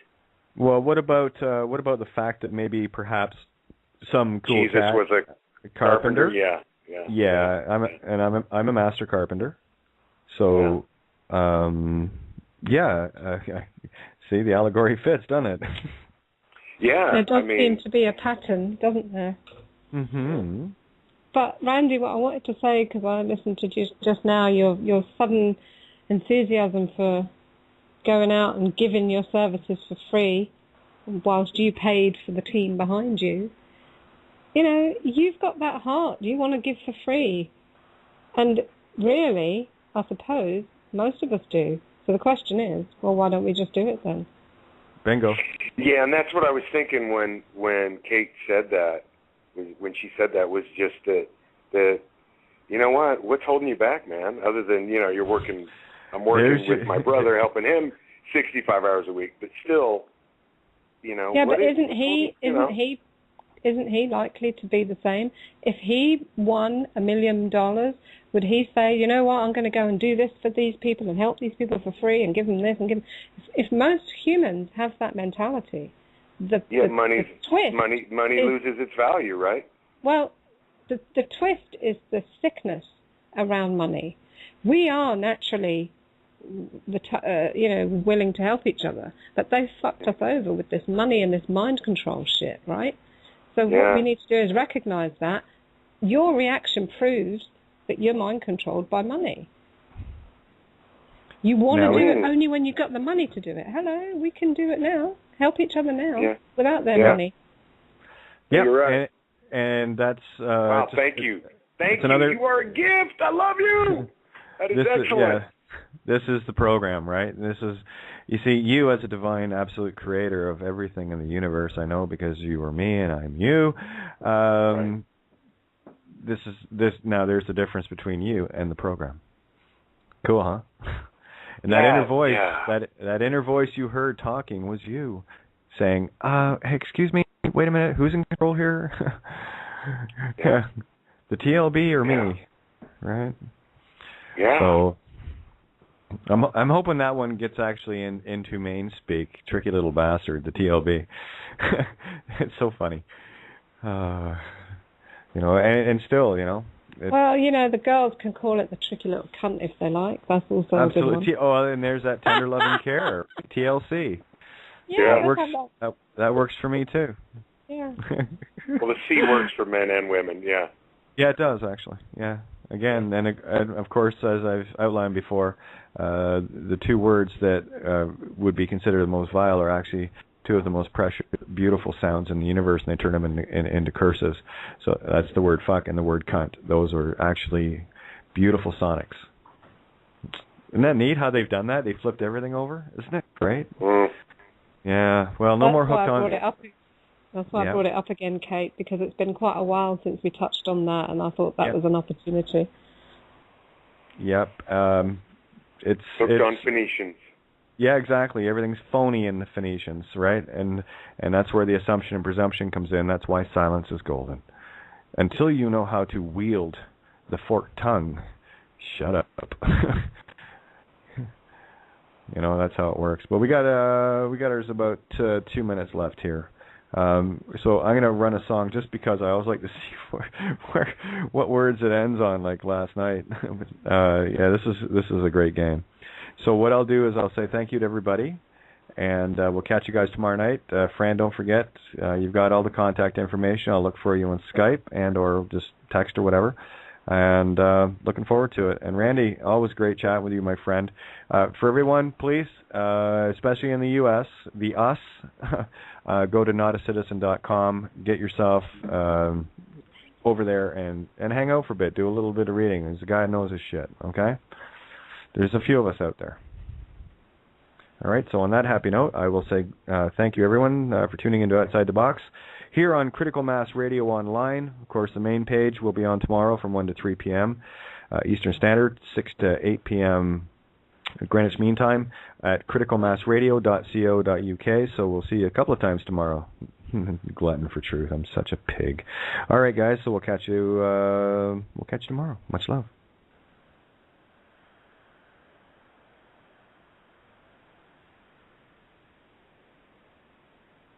You're listening to Critical Mass Radio. Now it's our turn.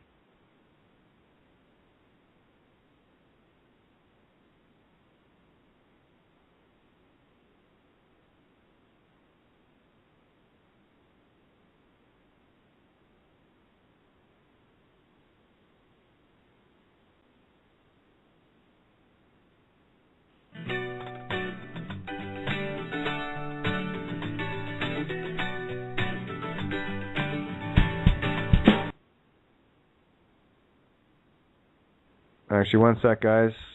Someone put their hand up here. You got about 20 seconds. Area code 561.